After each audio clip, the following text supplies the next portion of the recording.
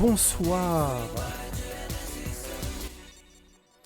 Bonsoir, comment allez-vous? Bonsoir à toutes et à tous. Je vérifie que le son fonctionne correctement.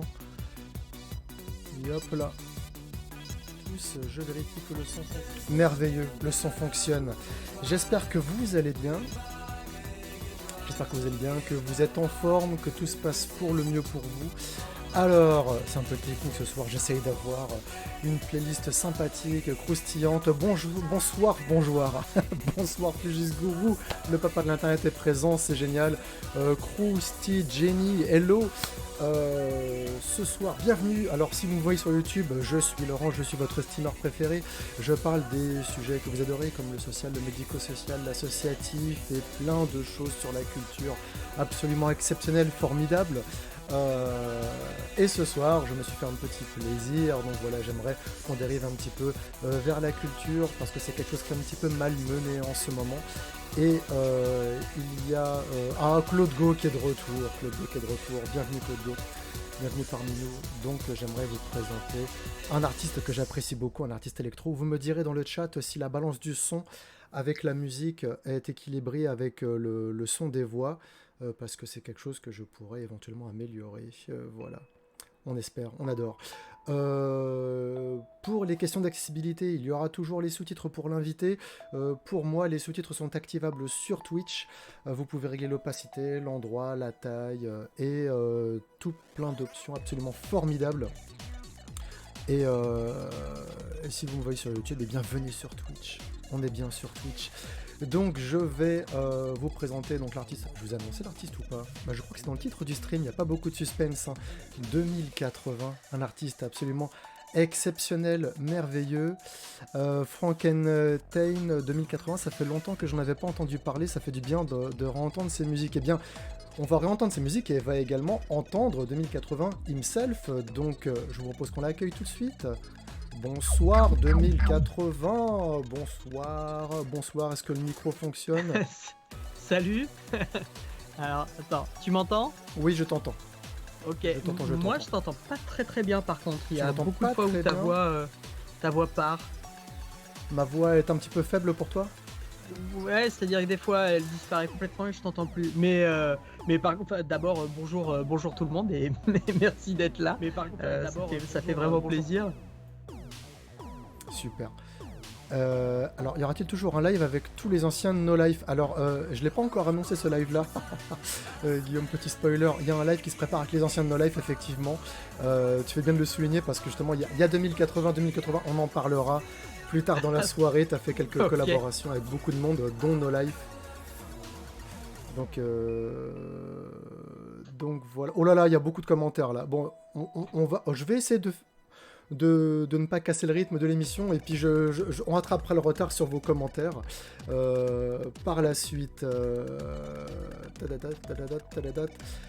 Donc 2080, ça fait plaisir, hein. Ça fait quelques semaines qu'on voulait se trouver un lundi pour faire ça tranquillement tous les deux. Oui, tout à fait, ça y est, ça se fait, on est là. Enfin. Et on va pouvoir revenir un petit peu sur plein de choses. Je vais juste vérifier. Hop là. Un petit peu sur plein de choses.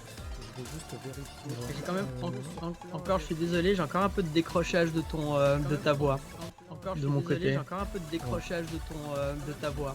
Je vais essayer de pas trop. Je pense que c'est parce que j'ai refait mon setup et j'ai les webcams qui sont un petit peu loin de moi. Donc c'est peut-être ça, c'est peut-être le micro qui est loin. C'est peut-être dû à ça. Là, je vais changer mon micro de place. Je vais rapprocher ma webcam. Et là, ça devrait être un petit poil mieux. Je vais essayer de pas trop tourner la tête par là-bas. Ça. Ah, je t'entends vraiment plus du tout. Là, tu m'entends mieux par là-bas? Non, je t'entends. Non, la vache.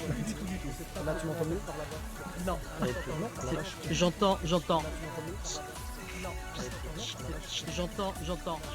Voilà. Attends, je vais aller sur Skype et je pense que je vais essayer de régler mon micro de mon casque. Alors, paramètres audio et vidéo. C'est bien qu'on fasse les réglages au début, comme ça au moins on est tranquille pour le reste du stream. Je ne peux rien répondre parce que je n'entends rien. Je ne peux rien répondre parce que je n'entends rien. Je ne peux rien répondre parce que je n'entends rien.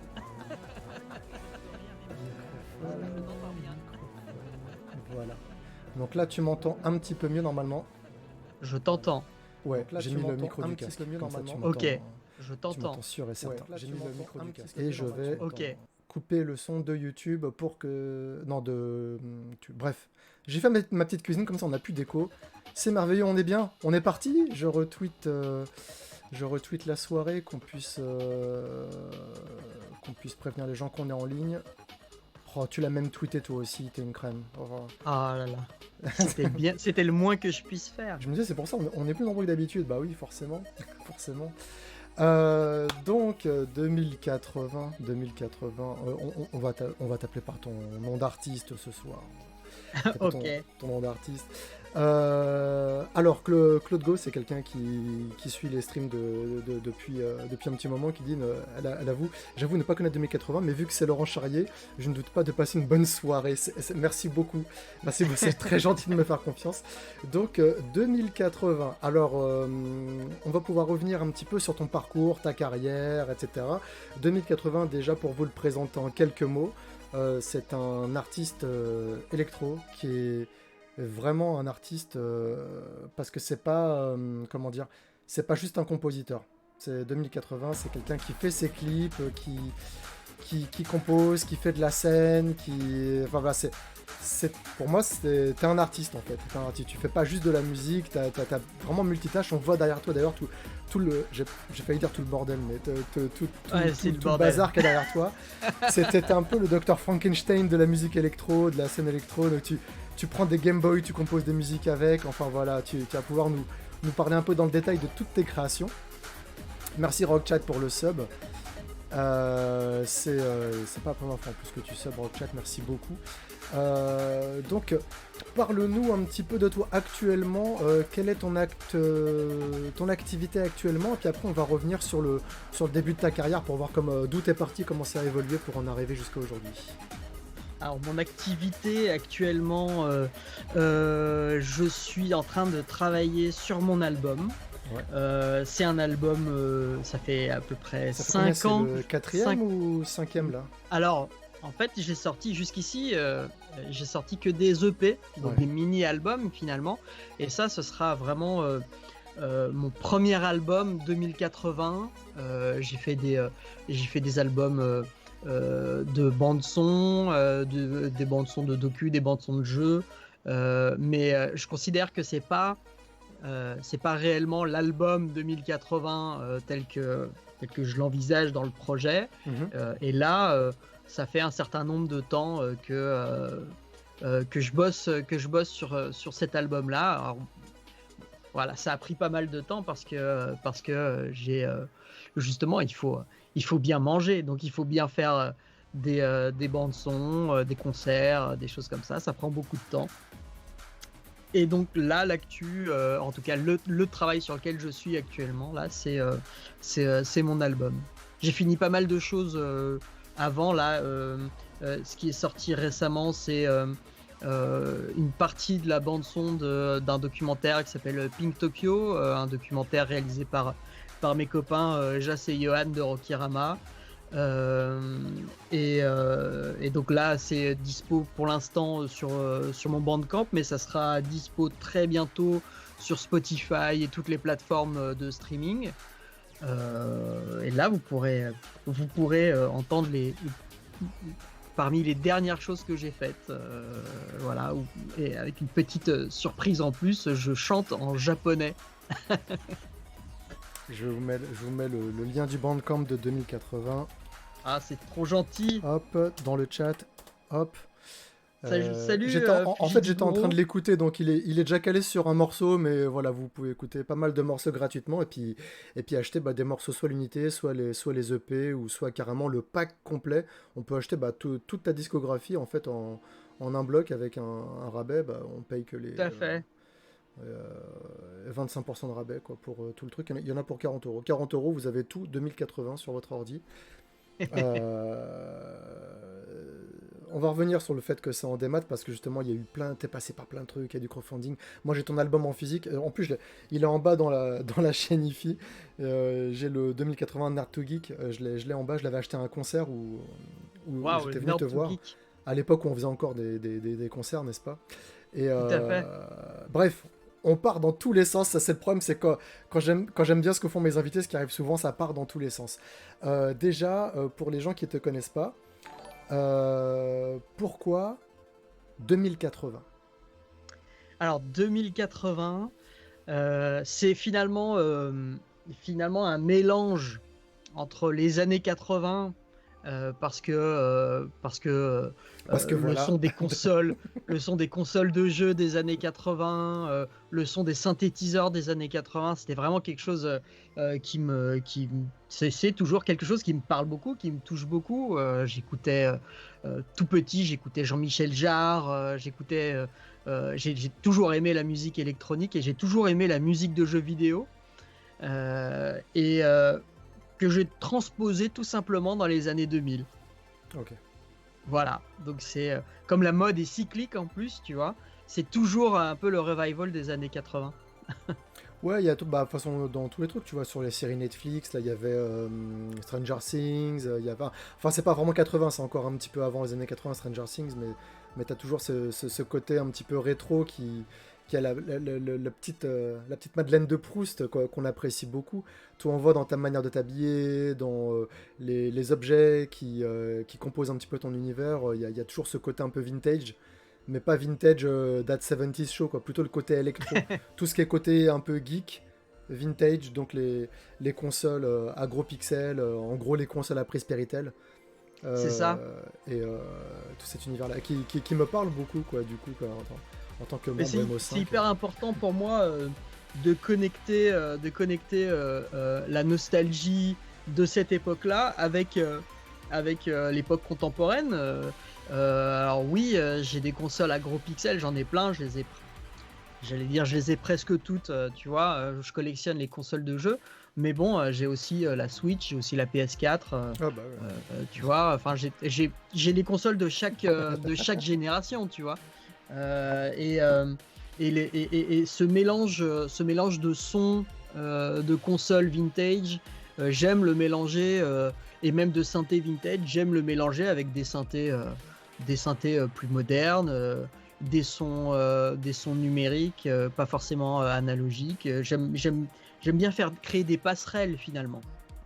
Bah c'est clair que même aujourd'hui, ça s'est jamais arrêté. Ça qu'à l'époque, les gros pixels, la musique en chiptunes et tout ça, c'était dû à des limitations techniques, mais aujourd'hui, il y a, bah, ça continue en fait. C'est parce que ce qui était à l'époque des limitations techniques, aujourd'hui, les gens le font parce qu'il y a vraiment une esthétique que les gens apprécient retrouver sur des beat'em all comme Scott Pilgrim, qui ressort alors qu'il était déjà sorti sur Xbox 360, il ressort encore sur toutes les consoles et tout le monde le retélécharge parce que voilà, ils ont kiffé le jeu et que en 2021, les gros pixels, quand c'est bien mis en scène, c'est pas juste faire un jeu moche, non, il y a une esthétique particulière, il faut savoir manier les graphismes, il y a toute une saveur particulière du gaming rétro qui est super sympa. Donc c'est pas que des vieilleries, et justement avec ce jeu vidéo là, tout comme avec ta musique, on voit que bah il y a des trucs très très modernes qui se font avec cette esthétique. Là on voit sur le clip qui est en train de tourner, donc c'est Toko Toko, où on voit bah, la paire de pump en mode pixel qui marche dans la ville. Il y a tout ce côté très très poétique, pas que le côté, il y a des gens qui pourraient voir un côté merchandising, tu vois, mercantile. On se souvient des choses qu'on avait envie de posséder à l'époque. Mais il n'y a pas que ça. Il y a une esthétique particulière qui fait que même en dématérialisé, sans posséder les objets, rien que de les voir, de les entendre, ça évoque plein de souvenirs. Et moi, il y a des chansons, ça me file les poils hein, quand j'écoute des morceaux, Ça je fait te jure. plaisir. Merci. Merci, merci. Ce que tu dis est vrai. Il y a plein de choses qui se jouent. En fait, le jeu vidéo est un art jeune. C'est un art. C'est un art jeune, mais quand on compare avec un autre art relativement jeune, on va dire, comme le cinéma, qui a 100, je sais plus, c'est Bah, bon, bref, ça a début moins de du 20. 150 ans, quoi. Ça a moins de Voilà, 150 ans. ça a moins de 150 ans. Aujourd'hui encore, dans les films, il y a des références au premier film, à Metropolis de Fritz Lang, à l'expressionnisme allemand de cette époque. Enfin, je veux dire, il y a même de Méliès, la Lune, voyage vers la Lune. Tout ça, c'est des choses qui font partie de l'histoire de ce média. Et ou Citizen Kane un peu plus tard, où tu vois, tout ça, ça fait partie de l'histoire de ce média et ça sera sans arrêt cité, réimaginé, redigéré, recraché d'une autre manière pour faire avancer finalement le média. Et ça sera pareil avec le jeu vidéo. On n'en aura jamais fini avec le pixel art.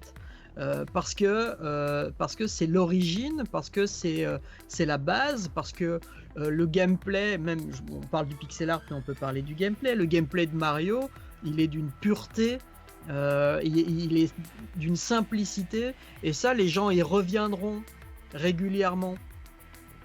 D'ailleurs, c'est déjà un peu ce qui s'est passé avec la vague de jeux indés. À partir de Limbo, tout ça, on est revenu à une manière de jouer où on n'utilisait pas les 16 boutons de la manette, mais on revenait à 2 boutons, tu vois, ou quelque même chose d'efficace. Voilà. Mais oui. Surtout qui génère de l'émotion, quoi, que ce soit par la musique ou par le gameplay, mais un truc simple, efficace. C'est ça.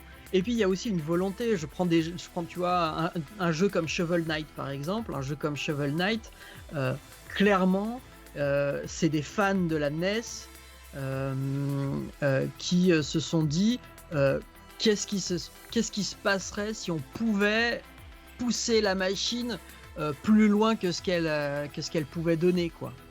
Tout en ayant l'impression, le fil de jouer sur la console.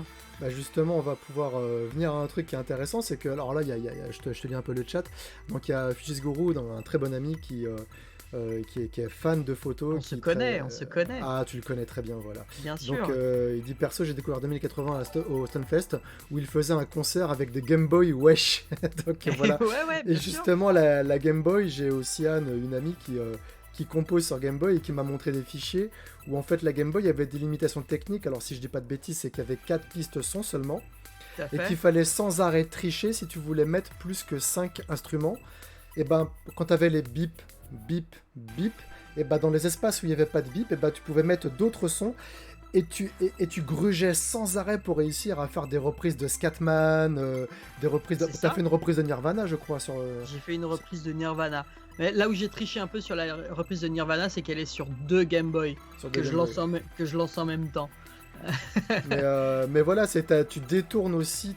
C'est pour ça que je disais ce côté un peu Dr. Frankenstein de l'électro, parce que tu t'amuses à détourner des outils de leur usage premier pour faire de la musique avec. Si on voyait des vidéos virales là, dernièrement sur des Asiatiques qui faisaient de la musique avec des codes barres, où ils frottaient c'est génial, des bips à codes barres sur différentes choses, et ça faisait des interférences ou des trucs, et ils étaient 5 ou 6, et ça composait de la musique, quoi. C'est assez dingue.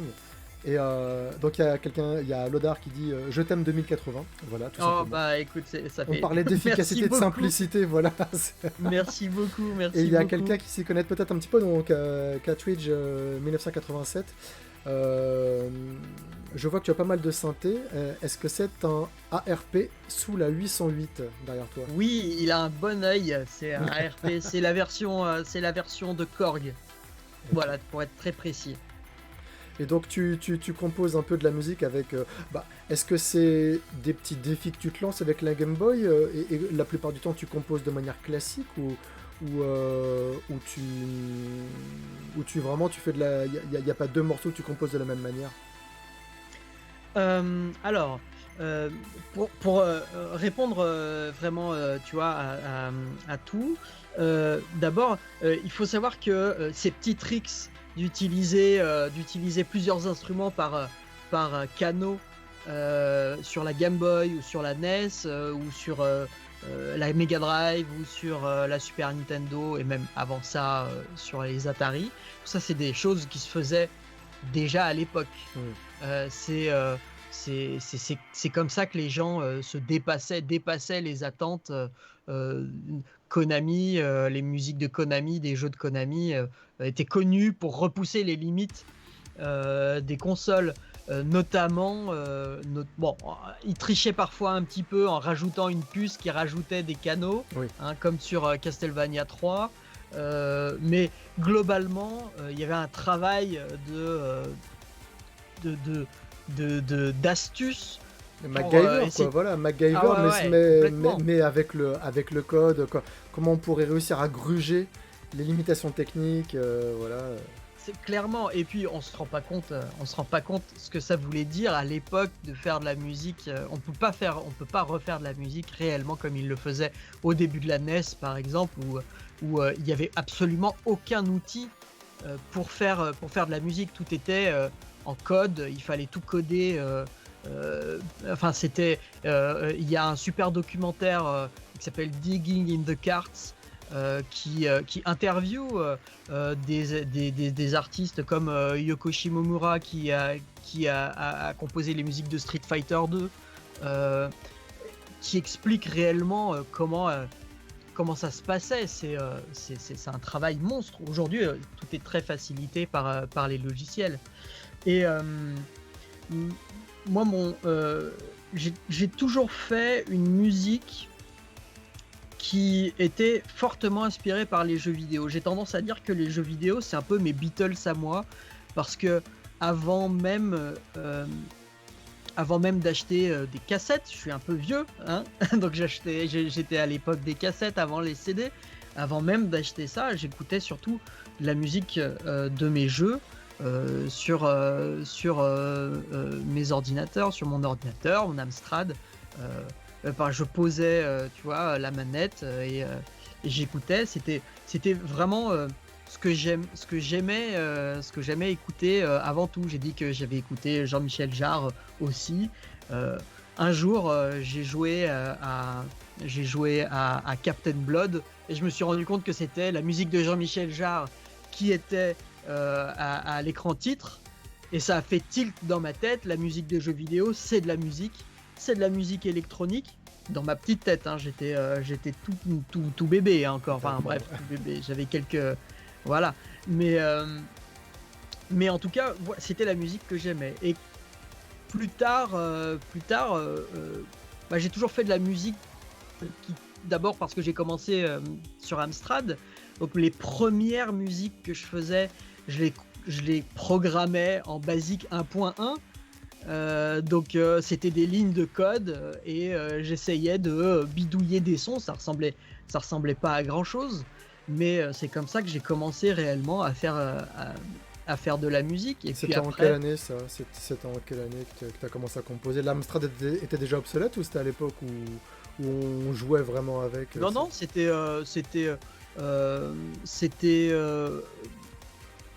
je dirais fin des années 80, tout début des années 90. Et donc je codais des blip-blop, quoi, et des petites mélodies. C'est plus tard, quand j'ai eu un PC, que j'ai commencé à faire de la musique en utilisant par exemple les samples de Warcraft. Donc on pouvait accéder au point Wave dans les dossiers du jeu. Je prenais le son de la flèche, je prenais le son de la hache, je mélangeais ça dans comment ça s'appelle ce truc, c'était pas le Media Player, c'était avant ça. On pouvait coller et rassembler sur un canal à gauche ou à droite, et en fait je rassemblais mes sons sur un canal et puis ensuite je collais un autre son que je répétais à la main et puis je rassemblais encore, et puis c'était vraiment là pour le coup du Frankenstein musical. Donc et aussi loin que je me souvienne, on m'a toujours dit: oh là là, ta musique elle ressemble à de la musique de jeux vidéo. Il y a les gens qui s'en rappellent dans le chat, disent: ah ouais, c'est vrai qu'on avait accès on avait accès à ça dans Warcraft. Donc bah ouais, ça. Tu viens de faire un peu le Night Shyamalan effect là. Oh mais mon dieu, mais c'est vrai. c'est clair, le flashback. Ouais, où tu pouvais ouvrir avec un petit logiciel les points WAD que tu avais dans Doom ou dans Quake et puis retrouver les sons. Et effectivement, ouais, bon, c'est comme ça que j'ai bidouillé. Puis après, petit à petit, j'ai utilisé des petits logiciels, Reverse, Cakewalk, des choses comme ça. Mais on m'a toujours dit, ah, ça ressemble à de la musique de jeux vidéo. Et ça m'énervait un petit peu, en fait, parce que je cherchais pas particulièrement à faire de la musique de jeux vidéo à l'époque. Je voulais faire de la musique, en fait. Ouais. Je me dis, attends, j'ai trouvé une mélodie, elle est cool, qu'est-ce que t'en penses? Ah oui, ça me fait penser à tel jeu. Alors que j'utilisais pas forcément, pas toujours des sons de jeux vidéo quand même. Mais bon, à un moment donné, j'ai compris que c'était dans mon ADN finalement. C'était ce que j'avais écouté depuis toujours. Et forcément, ça ressortait dans mes compositions. Et c'est là où j'ai pu, d'une certaine manière, faire la paix avec les sons de jeux vidéo et me dire, tiens, je vais utiliser les sons qui me plaisaient vraiment dans les consoles. Et donc se rapprocher du son jeu vidéo, à vraiment accepter cette partie-là de moi. Et j'ai découvert qu'il y avait une scène musicale. Donc là, on fast forward. Il y a ta caméra qui a freeze. Je vais régler le problème. Vas-y, continue. On t'entend toujours. Il y a juste ton image qui a freeze et je vais réparer ça. Ça marche. Fast forward au début des années 2000 finalement, tu vois, et là je découvre qu'il y a un mouvement qui existe, une vraie scène musicale qui existe et qui s'appelle la chiptune.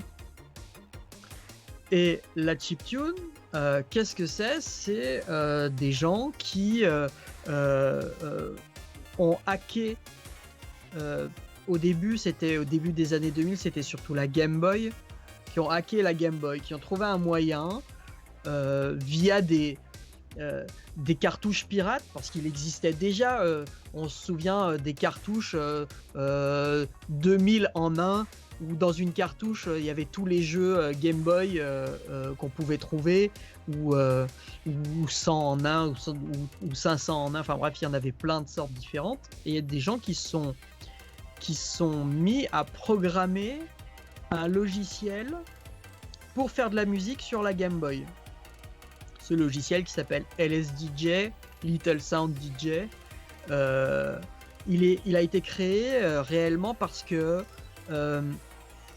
la musique commençait début des années 2000 à se faire vraiment complètement sur ordinateur. On avait déjà une infinité de sons, une infinité de possibilités, et ça a donné le vertige à certaines personnes et qui se sont dit non, je veux retrouver les limitations qu'on avait dans le début des années 90 ou même avant, et quel est l'objet le plus lo-fi que je peux trouver?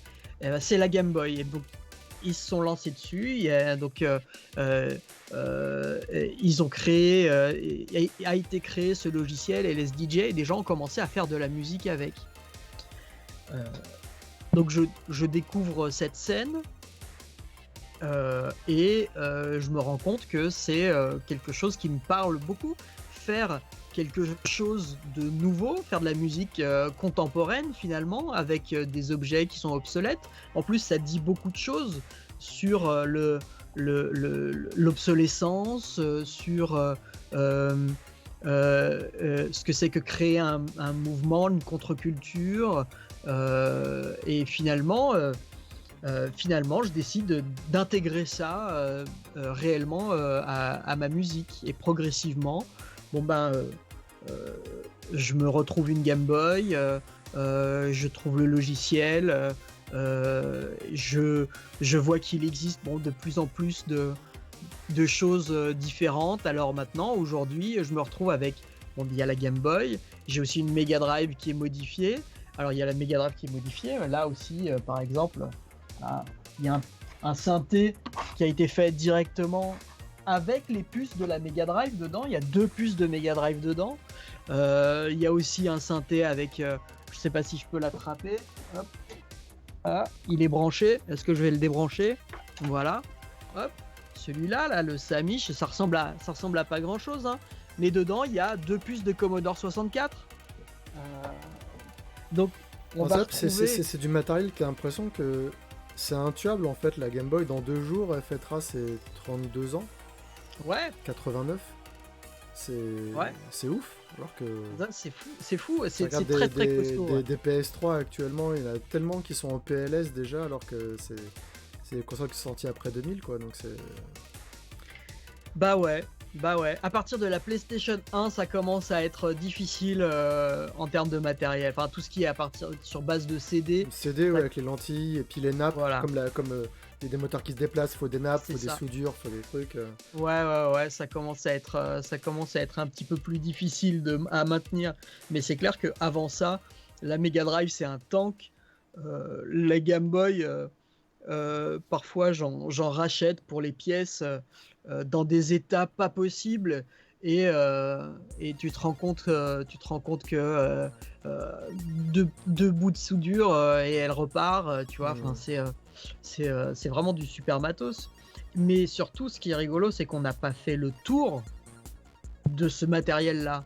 Ouais, c'est qu'elle en a encore sous le pied, en fait. Il y a plein de trucs qu'on n'a pas encore découvert, c'est ça que tu veux dire.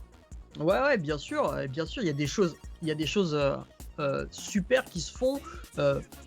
Alors, avec la Game Boy de base, mais aussi en modifiant un petit peu la Game Boy, on peut ajouter des choses complètement ouf. Il y a une cartouche que tu rajoutes, et en fait, c'est un synthétiseur analogique dedans. C'est complètement fou les sons qu'on peut sortir avec. Ça s'appelle Nanolook Mono. C'est dingue. Et, et j'ai pris cet amour-là que j'avais pour ce son-là, ce son de jeu vidéo que je trouvais d'abord nostalgique, c'est vrai, mais aussi hyper riche, parce que après tout, quelqu'un qui écoute du rock, la guitare, ça n'a pas été inventé hier. Il y a quelque chose aussi de la nostalgie dans le son de guitare. Hein. Hmm. Euh, J'écoute et j'écoute principalement des chanteurs morts, moi. C'est vrai que je, je suis un peu. J'ai l'impression de devenir petit à petit un vieux qui arrête pas de dire c'était mieux avant, quoi. Parce que c'est vrai que c'est. Avec une pote, on disait on écoute WeFM, mais au final, WeFM, c'est un peu la radio nostalgie pour les gens de notre âge, en fait. C'est la radio nostalgie des métalleux, t'as l'impression des fois. C'est ACDC, ouais, bah le chanteur il chante plus, il est sourd, ça y est, c'est fini. Enfin, tu vois, il y a combien de mecs morts t'entends chanter, morts ou sourds, t'entends chanter sur WeFM. Tu dis, bah, il y a le Move aussi un petit peu, mais bon, vite fait, c'est la nostalgie, c'est ça touche beaucoup de monde et pas par différents canaux, que ce soit l'image, le son, le gameplay, voilà. mais tout à fait, Et, tout à fait. et justement, on parle de ça des différents canaux. Donc toi, les clips qu'on voit depuis tout à l'heure là au-dessus de ma tête, c'est toi qui les fais? Ou en tout cas en grande partie, il y a certains clips, c'est des collaborations. Ouais, il y a pas mal de clips. Maintenant, il y a pas mal de clips qui sont des collaborations. My Mega Drive, c'est moi avec l'aide de Mopi Verte, qui est ma chérie, la femme qui partage ma vie, qui m'a beaucoup aidé, notamment sur le compositing. Donc, comment coller les images les unes devant les autres pour créer Bah, attends, le visuel je vais le final. remettre là. Je pense que tout le monde attend que ça, que je le mette le My Mega Drive. Dans les scènes, je vais le mettre, ça va pouvoir se le voir pendant que tu le commentes. Hop, hop, celui d'avant. Hop, hop. Il est là. Alors, car- cartridge 1987, pour répondre à ta question, il me semble que c'est Tasty Electronics qui fait ça. Non, je sais plus. Twisted Electron qui fait le synthé Mega Drive. Je vous remercie, hein, merci à chaque fois que j'ai un invité, c'est compliqué. Je vous remercie pas pour les follow et les subs, merci beaucoup. C'est juste que je veux pas couper la parole aux invités quand ils sont là. Je me force à pas dire ton prénom. On a dit qu'on restait sur 2080 ce soir. Même si dans le chat ton nom il a popé, hein, je te cache pas. Oui, non, bah, Il y a des gens qui te connaissent, hein, il y a des potes qui sont là. C'est pas grave, c'est plus une question d'esthétique que réellement de secret. Je pense que le secret, il n'y a pas de C'est un secret. secret de Hein. Polichinelle, c'est Oui, juste. oui. Voilà, mais ouais, donc là on voit les clips My Mega Drive. avec... Ah bah tiens, il y a Mopi Verte qui est dans le chat. Coucou ouais. chérie. Et il y a plein d'influences, on voit sur le clip justement, tu mets tout, c'est-à-dire qu'il y a l'esthétique Mega Drive, mais tu mets du Sound Voltex, non tu mets du Beatmania. Alors que Beatmania, bah, c'est plutôt PlayStation 1 pour le premier, mais PlayStation 2 quoi, ou arcade, Exact. donc on est les années plutôt 90, mais t'as pris un jeu qui était typiquement 90, Konami jeu de rythme, et tu l'as mis à esthétique 80, graphisme Mega Drive, il y a plein de clins d'œil, il y a plein de jeux. Ouais, bien sûr. Ouais, c'était le... Je voulais pas rester complètement... Enfin, je veux dire, faire un vrai jeu Mega Drive qui aurait parlé réellement, qui a une certaine frange des gens. Je voulais un peu ouvrir le truc et puis imaginer un jeu auquel j'aurais voulu jouer aussi, tu vois. Avec moi j'aime bien les jeux où t'as plein de gameplay différents dedans et c'est là tu te dis quand est-ce qu'il fait un crowdfunding pour faire le jeu en vrai quoi. Ah ouais. Avec le boss en en Beatmania 2DX et tout. Ouais, c'est vraiment du 2DX puisque t'as les 7 boutons, t'as les 1, 2, 3, 4, 5 avec le truc. On va dire que c'est du Beatmania 1,5 DX, voilà. C'est ça. Non mais c'est du clin d'œil quoi, tu cherches pas à émuler le jeu quoi, c'est vraiment des petits clins d'œil. À un moment donné, je crois, c'est juste après, je crois que c'est dans un cimetière. Et donc gros clin d'œil à Altered Beast, où justement bien tu pars en torche comme le loup-garou, enfin voilà, bah voilà. Ouais, ou comme le Sonic d'or aussi. C'est ça aussi, voilà. Ouais, et ça fait Altered Beast, Ghouls and Ghost, ouais, tout ça, c'est avec vraiment... Avec les scrolling différentiels, on voit derrière le château, il avance moins vite que le premier plan, donc tous les petits trucs qu'on reconnaît direct en fait. Quand t'as joué à la Mega Drive à l'époque, tu reconnais toutes les astuces pour donner de la profondeur alors qu'il n'y avait pas de 3D quoi, ou très peu. Non, ouais, très rarement. Et puis c'était des tricks. Ouais, des tricks qui imitaient la 3D. Des je kiffe en plus là quand tu bats le boss, il a le crâne qui explose et toi t'es en mode mignon, ouais yata. Le crâne qui éclate et machin, et puis là la réaction c'est quoi? Youpi. Oui, après c'est un être maléfique. Ouais c'est ça, mais ça moi j'imagine un râler qui fait Oyo.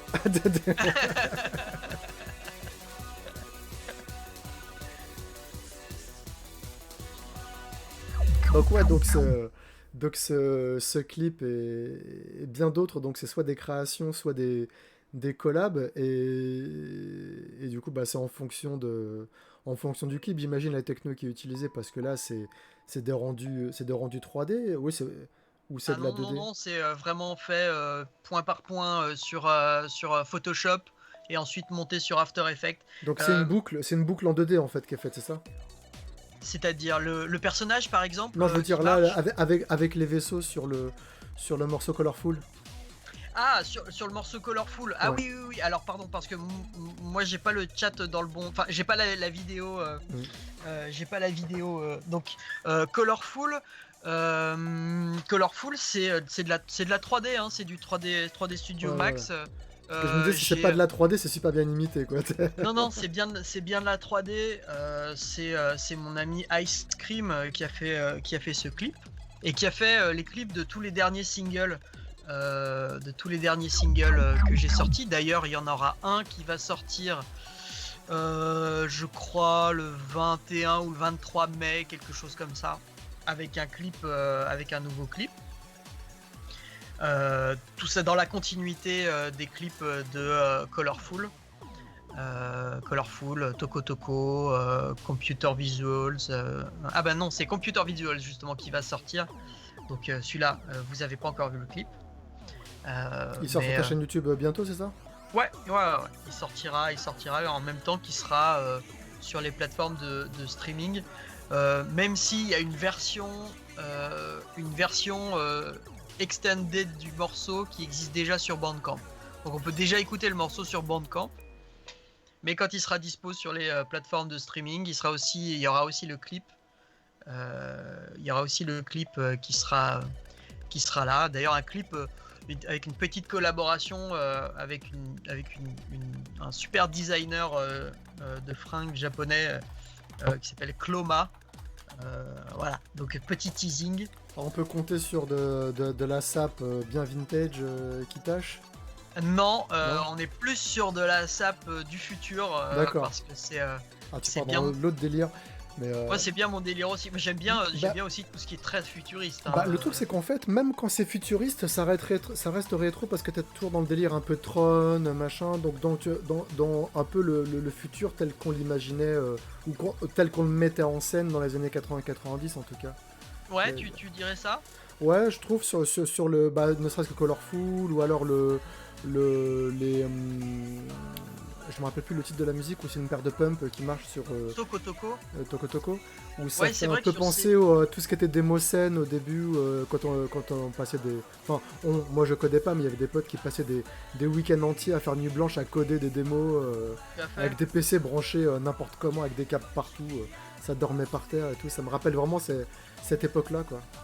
Ouais, mais c'est vrai que cette série de singles et donc de clips est vraiment influencée par l'esprit démocène et l'esprit low poly des premiers jeux en 3D finalement, tu vois, c'est Virtua Racer, là, F-Zero, Colorful, c'est aussi un hommage au jeu Viewpoint, qui était un oui, jeu Neo Geo. ouais, le shoot 'em up en Neo Geo, justement avec le même point de vue au-dessus en C'est 3D ça, en ISO. isométrique. Et en fait, ça évoque plein de trucs en fait en fonction de ton expérience et de ton vécu. T'y vois c'est un peu comme un test de Rorschach en fait tes clips. C'est-à-dire Ouais, que c'est vrai. moi ça me rappelle la poursuite de motard dans Akira au début quoi, avec les traînées de feu arrière Ouais, euh, grave, par bien rapport au sûr. réacteur des avions, tu vois. Donc il y a ça, tu te dis même si le clin d'œil il est pas voulu, bah moi ça m'évoque ça et du coup ça c'est ça qui génère un peu d'émotion, tu vois, de la nostalgie parce qu'Akira c'est les années 90, je crois en France qu'il est sorti. Oui, ouais, clairement années 90 et fin 80 début 90 et du coup il y a toujours cette période là qui ressort d'une manière ou d'une autre, peut-être parce que quand on met du 2080 on sait que c'est un peu dans cette période là, donc on va le cerveau va faire le lien inconsciemment avec des trucs qui n'étaient pas du tout voulus de ta part, mais nous on fait notre cuisine et puis non, moi j'ai envie que ce soit ça, donc c'est ça. Mais c'est aussi une volonté, une volonté de ma part euh, de mettre des touches euh, de, euh, de référence, mais parfois c'est pas vraiment des références. Parfois c'est des choses qui font penser à un mood, qui font penser à, tu vois, à une émotion. C'est un peu plus abstrait que juste je vais me dire tiens, je vais penser à ce jeu précisément et je vais faire une référence à ce jeu précisément. Il y a un genre, il y a une idée derrière ça et c'est vrai que je compte aussi sur les gens pour s'approprier l'émotion. My Mega Drive, pour revenir dessus, il y a des références, mais il y a aussi une atmosphère. C'est pas un copier-coller d'un jeu. C'est un assemblage d'idées, parfois de références bien voulues, hein, Oui. mais parfois de choses moins, moins peaufinées, moins précises, pour que les gens puissent se dire ah, moi ça me fait penser à ça, ah, ces couleurs là, ce passage là avec le train, tout ça. Bon, j'aime bien laisser les choses pas forcément finies, même dans ma tête, même dans mon esprit, pour que les gens aient l'occasion de finir eux-mêmes. Dans le chat, il y a... Ah bah Ramène-toi TV, bah, c'est Claudio qui était avec moi sur le stream Rayon TV la semaine dernière. Il dit le jeu Scott Pilgrim a tout copié à 2080, de toute façon tout le monde le sait. Absolument. Alors, Absolument, mais vraiment, tellement. j'aimerais vraiment, parce que le mec qui a fait le pixel art, enfin les animations de Scott Pilgrim, c'est Elles sont Paul folles, hein. Robertson. Ouais. Paul Robertson, c'est juste un incroyable sa maîtrise du pixel art, c'est complètement ouf. Mais je lui avais envoyé le clip et il m'avait dit cool. Ce qui est Parce que j'ai juste ça, juste juste- un mot de 4 lettres, je déjà sais ta plus s'il soirée elle est avait dit un refaite. truc genre awesome job ou un truc comme ça, mais tu sais, c'est tellement en dessous de ce que lui il fait et que bon, tu sais, il a été hyper gentil de répondre, tu vois, mais ouais, j'aimerais j'aimerais avoir le niveau de Paul Robertson, ça c'est clair. Mais, je vous ai mis la chaîne YouTube de 2080 dans le chat. Merci Laurent. Je t'en prie, il y a le Bandcamp, de toute façon je vous repartagerai le truc. Et donc, on va revenir un petit peu sur ton parcours, si tu le veux bien. Toi, tu as commencé donc dans les années 90, tu disais avec l'Atari, tu as commencé à composer à ce moment-là. Amstrad. Ouais. Et en fait, ça s'est développé comment pour toi? Il y a eu des premières rencontres qui ont fait... comment t'as émergé? Comment on a fini par tomber sur toi? T'aurais pu rester dans ton appart à faire de la musique tout seul et on t'aurait jamais connu. Comment ça a un petit peu décollé pour toi? Vas-y, raconte-nous un petit peu comment ça s'est déroulé là, année après année.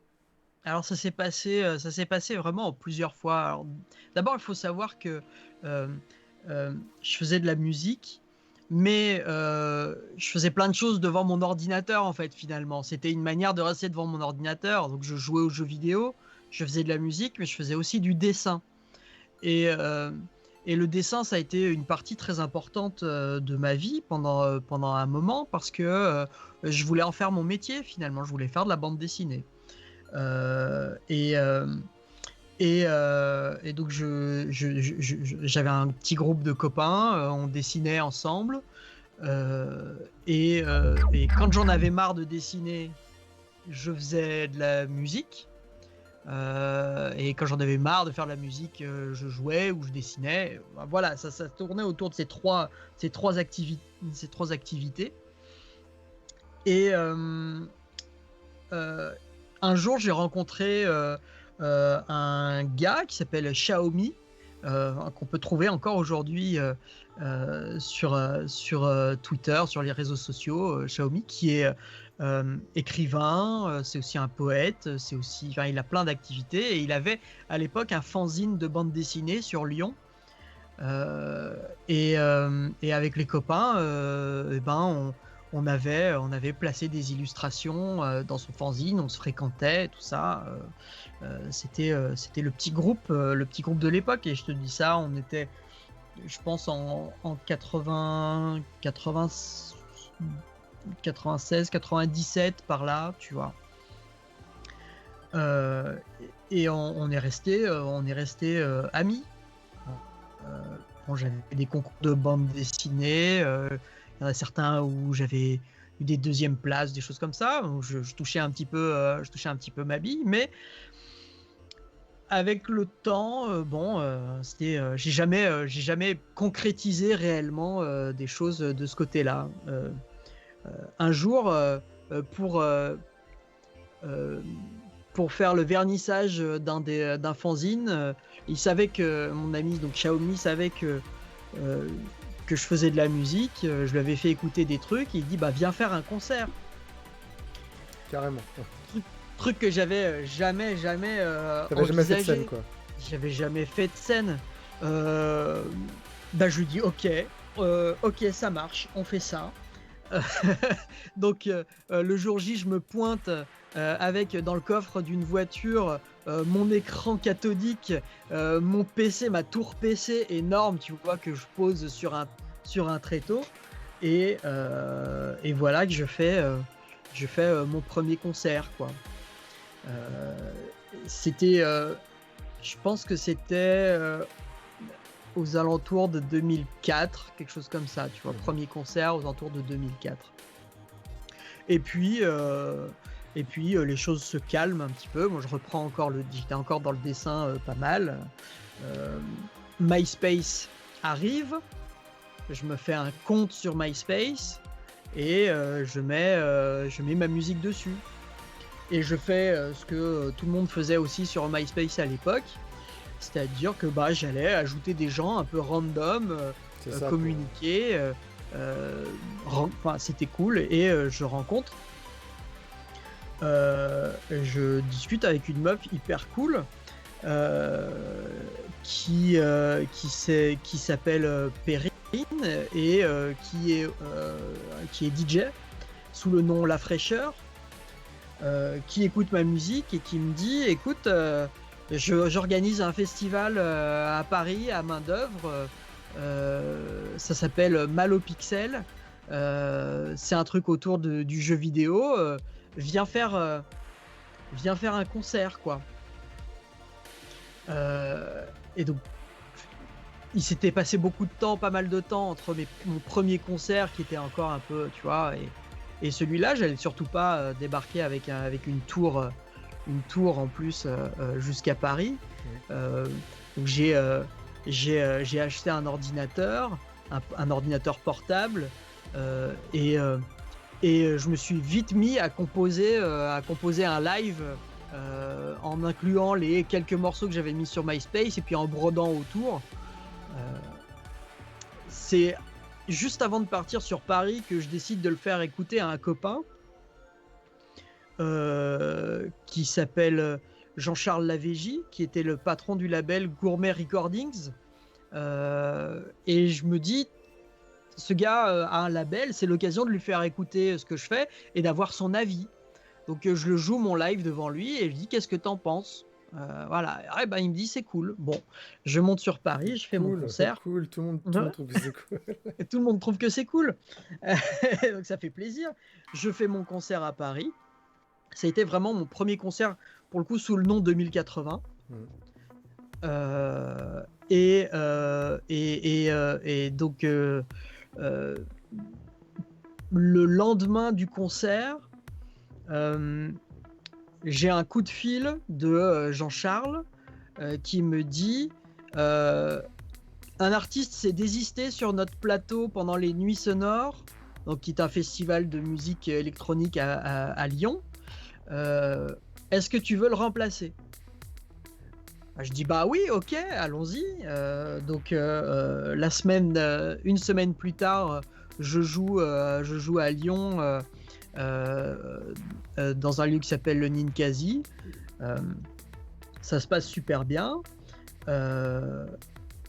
Et encore, je pense, quelques semaines après, quelqu'un qui était passé pendant mon concert à Lyon me dit un artiste s'est désisté pour un concert à Copenhague. Est-ce que tu veux y aller? Et bah du coup oui. Et donc mon troisième concert s'est passé. En fait, au début, tu as commencé en jouant les seconds couteaux, en fait. Ouais, bien sûr. T'as réussi à faire des scènes parce qu'il y avait des désistements et que du coup, t'arrivais en bouche-trou et t'as commencé à te faire connaître comme ça. C'est ça. Et donc je me retrouve donc mon troisième concert en tant que 2080 à Copenhague dans un énorme club qui s'appelle le Vega, c'était un souvenir complètement ouf. Jouer avec sur le même plateau que un type, je sais pas si vous connaissez, Gus Gus, un gars qui a travaillé avec Björk, tu vois, enfin bon voilà quoi, c'est complètement ouf.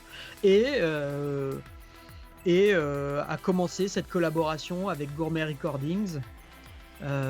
Qui a sorti mes 2 premiers EP avec lesquels j'ai fait beaucoup de concerts et c'est vraiment comme ça que ça a démarré. Donc un gros merci aux gens qui ont vraiment compté dans l'histoire, donc Xiaomi, La Fraîcheur et Jean-Charles, qui ont vraiment été là aux premières étapes de ce projet, quoi. Ok. Et donc là c'est pour la scène, mais comment t'as fait les rencontres qui t'ont amené à faire des partenariats, des collaborations avec des chaînes comme No Life, Game One, je crois aussi, ou juste No Life? Ouais. Et bah, là c'est arrivé un peu dans un second temps. C'est-à-dire que ce qui s'est d'abord passé avec Game One dans un premier temps, c'est via mes amis de Rokirama dont j'ai parlé un tout petit peu plus tôt, Jas et Johan, avec qui je continue de travailler donc, qui faisait un documentaire sur le versus fighting qui s'appelle Pixel Combat. À l'époque, ils cherchaient quelqu'un pour faire la musique du générique. En tout cas, ils cherchaient une musique de générique. Et un ami commun, Kenneth, si jamais tu es là, salut, ça m'étonnerait, mais quand même, si tu es là, on sait jamais. Kenneth, fais écouter le morceau Fatality, qui était sur mon premier EP, Nerd to Geek, qui est un featuring avec le groupe Les Gourmets, qui est sur le label Gourmet Recordings, justement. Et donc il fait écouter ça à Jas et Johan, ils disent ok, c'est ça qu'il nous faut pour le générique. On se rencontre, ils écoutent mon EP, ils disent bon, bah, on va utiliser tout ton EP pour illustrer notre documentaire. En échange, j'ai mis le son de Nerd to Geek là, voilà. En échange, on te fait un clip. Et c'est comme ça qu'ils m'ont fait le clip pour Fatality. Et ce clip-là, avec une énorme collection de jeux vidéo et de jouets. Il y a une partie qui est la mienne, une partie qui est la collection de Kenneth, une partie qui est la collection de Jas. Enfin, on a assemblé des collections sérieuses de jeux vidéo et de jouets pour faire ce clip. Et ça a attiré pas mal l'attention. Et le clip a un petit peu marché. Il a aussi un petit peu marché. Il y a une anecdote un petit peu rigolote. Quand le clip est sorti, quelqu'un avait commenté sur un forum, je me souviens plus quel forum, il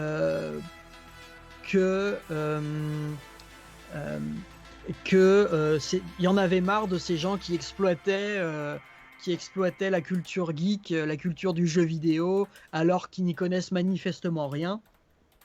Ce à quoi j'ai répondu gentiment, écoute, pardon, mais je me sens légitime dans la culture geek. Mes musiques, je les faisais sur Amstrad. Je lui expliquais comment je faisais la musique. Bon, je vais pas vous le répéter, mais voilà, j'ai expliqué un peu en détail comment j'ai commencé la musique.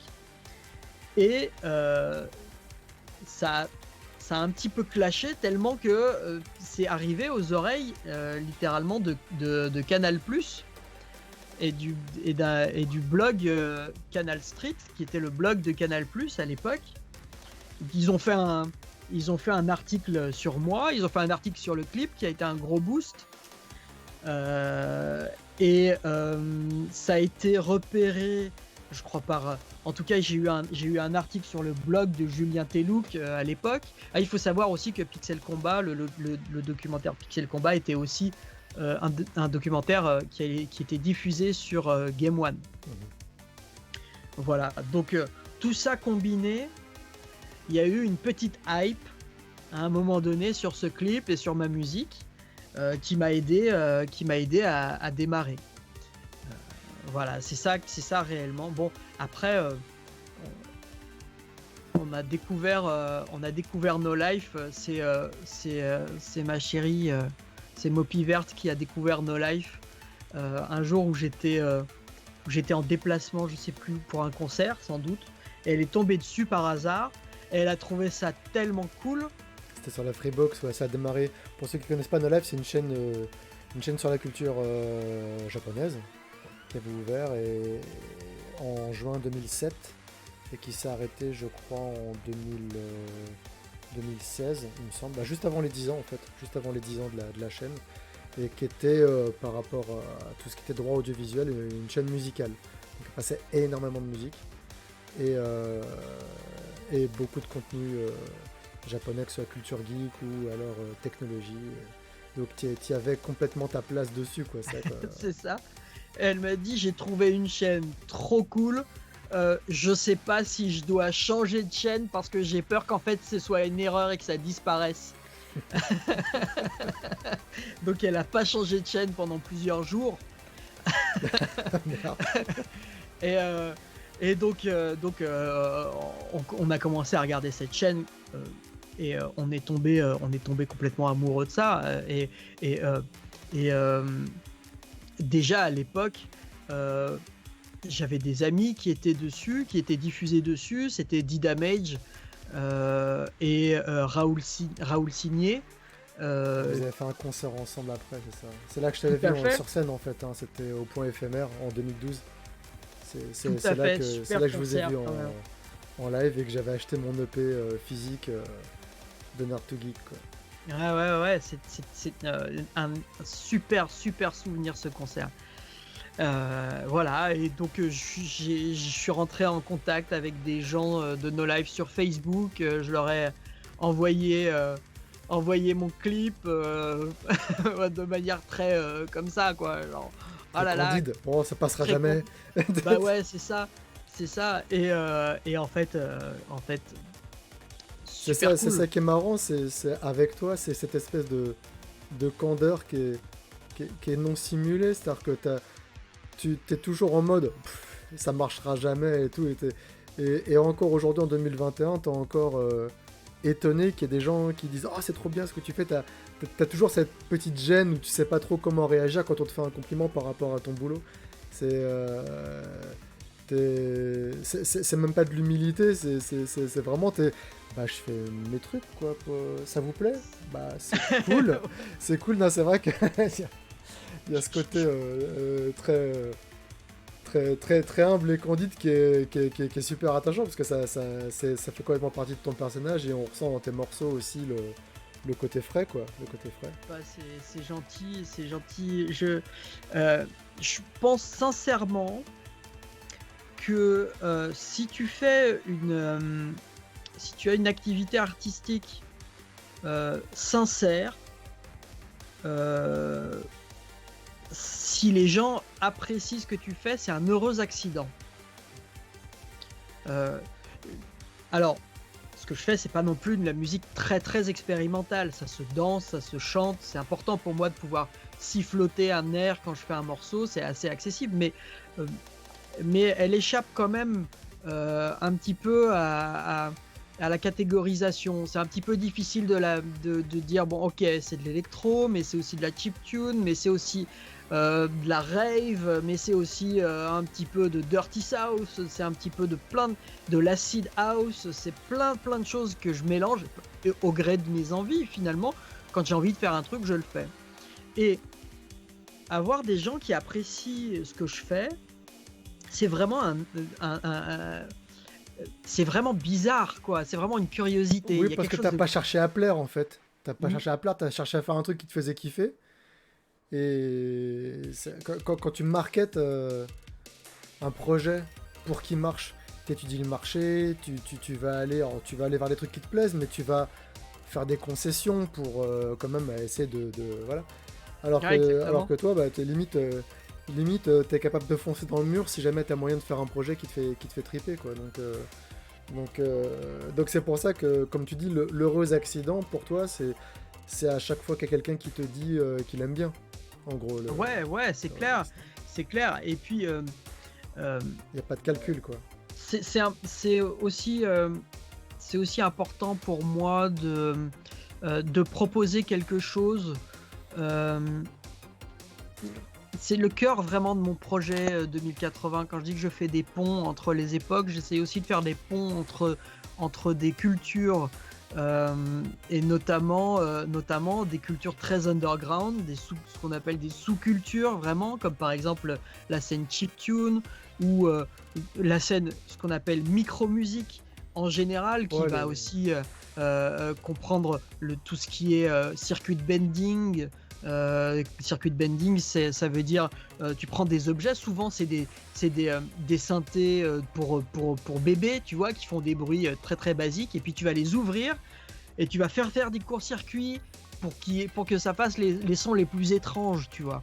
Et, et c'est une pratique qui se fait, il y a une scène, c'est-à-dire qu'on peut chercher du circuit de bending et on va trouver des concerts, on va trouver des happenings, on va trouver plein de choses qui se passent, mais ça n'intéresse que peu de gens. C'est secret, presque. Moi, Euh, je me souviens d'un DJ.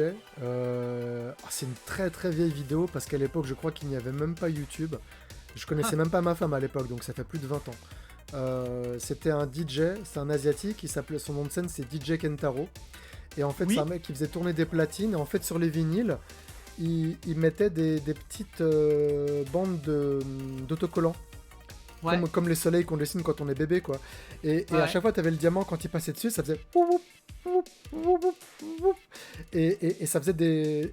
Et il scratchait, puis il variait le truc, il faisait des morceaux, mais juste avec des, des bugs de son, en fait. Et avec des C'est bugs ça, de ouais. son, il te créait un morceau qui était complètement timbré avec le... Comment on appelle déjà le crossfader, Ouais, ouais. le truc. Et faudra que je retrouve cette vidéo, mais elle était pas sur YouTube à l'époque. On s'échangeait des fichiers vidéo, tu sais, en passant par des Bien trucs sûr. chelous. Et à l'époque, on voulait Casa. télécharger des films et on tombait une fois sur deux sur un film porno. Mais et, euh, Mais tout c'était à les fait. premiers trucs que je voyais en disant, mais les mecs, c'est des Frankenstein de la musique, en fait. C'est vraiment... on a fait le tour de ce qu'on pouvait faire avec un vinyle, vas-y, on va se rajouter des trucs, on va mettre des fils, des machins pour faire... Comme tout à l'heure, ce qu'on disait, les mecs avec les codes barres qui font de la musique en frottant sur Exactement. des t-shirts qui sont rayés, le truc. Il y a plein de manières de faire de la musique. Il y a plein de manières de faire de l'art en général. Moi, je suis sensible à toutes les formes artistiques. Et il y a plein de manières de susciter des émotions qu'on n'attend pas forcément. Ça fait partie du jeu aussi de pouvoir aussi se laisser surprendre par des pratiques qui sont pas des pratiques conventionnelles. On n'utilise pas, comme tu dis, DJ Kentaro, là, il n'utilise pas le vinyle comme le vinyle a été prévu, tu vois, de fonctionner. On n'utilise pas la Game Boy comme elle a été prévue, tu vois. Je suis sur YouTube, je viens de retrouver la vidéo. Je viens de Bah, retrouver la génial, tu vidéo, vois. elle est juste dingue. Si tu passes sur Twitch, tu vas peut-être pouvoir la voir. Putain, elle a 13 ans la vidéo, quoi, mais c'était Championship 2001. Donc j'ai un peu exagéré, je connaissais déjà quoi, ma femme, mais... Oh là là, je vous mets le lien. Oh, c'est dingue, j'ai tellement... Bon, on va pas interrompre le truc. Je vous le mets dans le chat, c'est juste fou. Vous la mettez de côté, vous nous abandonnez pas. Ça dure 2 minutes 10, c'est juste fou, quoi. Ah, attends, DJ Kentaro...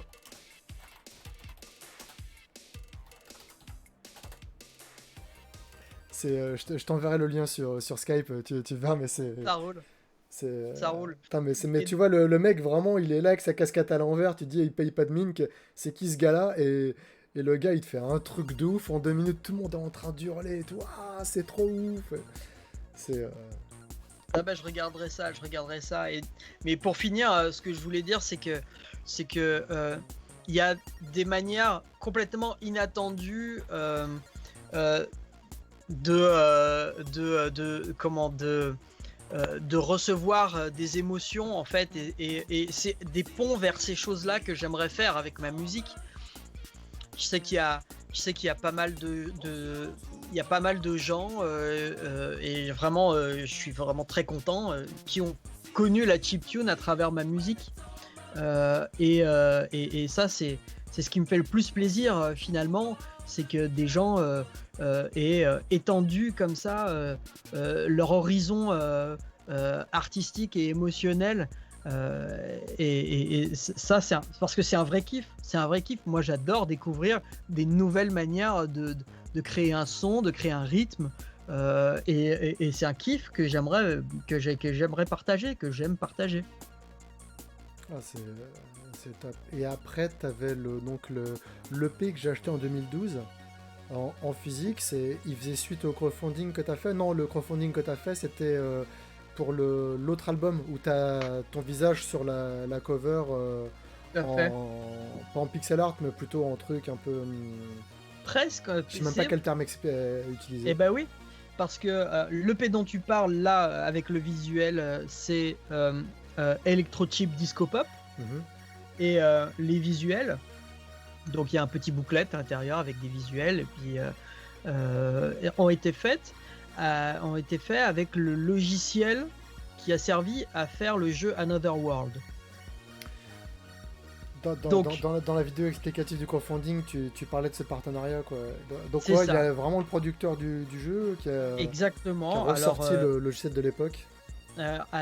j'ai rencontré Eric Chahi au Japon. J'ai fait une tournée là-bas j'ai fait plusieurs tournées, mais en tout cas là j'étais sur une tournée en particulier et je faisais un concert de clôture pour une conférence qui donnait à l'Institut français. D'ailleurs, s'il y a des gens de l'Institut français qui nous regardent, coucou. Et je rencontre donc Eric Chahi, qui est qui est donc le créateur du jeu que je préfère. C'est mon jeu préféré, Another World. C'est un jeu que je trouve extraordinaire. À l'époque, il était sorti sur Super Nintendo, je crois d'ailleurs, et il était sur la fameuse VHS Super Nintendo. Et à l'époque, j'étais comme ça, oh mon dieu, ça y est, on a des dessins animés interactifs. J'étais mignon. On l'a tous fait celle-là, hein, le coup des dessins animés interactifs. On l'a vraiment tous fait. Et en vrai, quand tu joues au jeu, moi je détestais ce jeu. Hein. Franchement, le moindre ennemi pouvait te one shot et c'était horrible. Je détestais ce jeu. Je l'adorais, je le détestais en même temps, quoi. C'était vrai. Faut le prendre comme un mélange entre un puzzle game et un jeu de rythme finalement. Ouais, il y avait une relation amour-haine avec ce jeu qui était vraiment très, très punitif, mais en même temps c'était effectivement du par cœur et c'était dans la veine des Dragon's Lair ou tout ça, où le jeu était très punitif, mais quand tu connaissais les scripts... c'est un peu moche de le rapprocher de Dragon's Lair, je trouve. Non, Dragon's Lair, Dragon's Lair Arcade, il était là pour te faire cracher de la thune. Mais... C'était beaucoup plus proche de Prince of Persia, finalement. Prince of Persia, ouais, plutôt. Voilà, Flashback est sorti après. Après, et était très, très, très... influencé par Another World. C'est vrai, on va dire ça comme ça. Oui. Parce que les cinématiques de Flashback, tu disais, c'est Another World, quoi, voilà. Mais c'est en même temps parce que Eric Chahi a travaillé avec Delphine Software, donc avec... je me souviens plus, celui qui a fait Flashback. Mais en tout cas, ils ont travaillé ensemble et ils ont c'est chez Delphine Software qui est sorti Another World et après ils se sont beaucoup inspirés de Another World pour faire Flashback, que beaucoup de gens ont cru que c'était la suite d'ailleurs, hein. Oui. Alors que pas du tout. Mais en tout cas, c'était Paul Cuisset Flashback. Paul Cuisset, exactement. Qui a d'ailleurs produit, qui a sorti pas le remaster, mais le reboot, on va dire, de Flashback sur PS3 ou PS4, je ne sais plus. Mais en gros, voilà une version moderne. Sur avec toutes les consoles, hein, barre de vie, les munitions, les machins, les trucs, il y avait un truc. Bah ouais. Sauf là où Another World était plus fort, je trouve, c'est parce que justement il n'y avait pas de barre de vie, il n'y avait pas de menu, il n'y avait pas de points, et donc du coup on était en immersion totale dans une image, dans un esprit très cinématographique, et c'est vraiment un des premiers jeux à susciter une émotion comme ça, où on peut se projeter dedans et on n'est pas... Le but n'est pas de faire des points. Le but n'est pas de gagner des points. Jusqu'au bout de l'histoire. Voilà, tu racontes, une histoire t'est racontée, tu la suis et t'interagis. Pour moi, c'est du pur jeu vidéo, c'est la pure interactivité, quoi. Et donc je rencontre Eric Chahi et je lui dis que j'adore absolument ce qu'il fait, et que mon rêve c'est de faire des visuels avec le moteur du jeu Another World.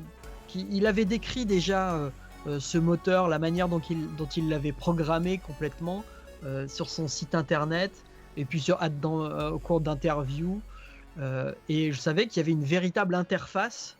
Il avait créé une véritable interface graphique parce que finalement c'était plus juste du pixel art où on dessine les points, c'était devenu du vectoriel.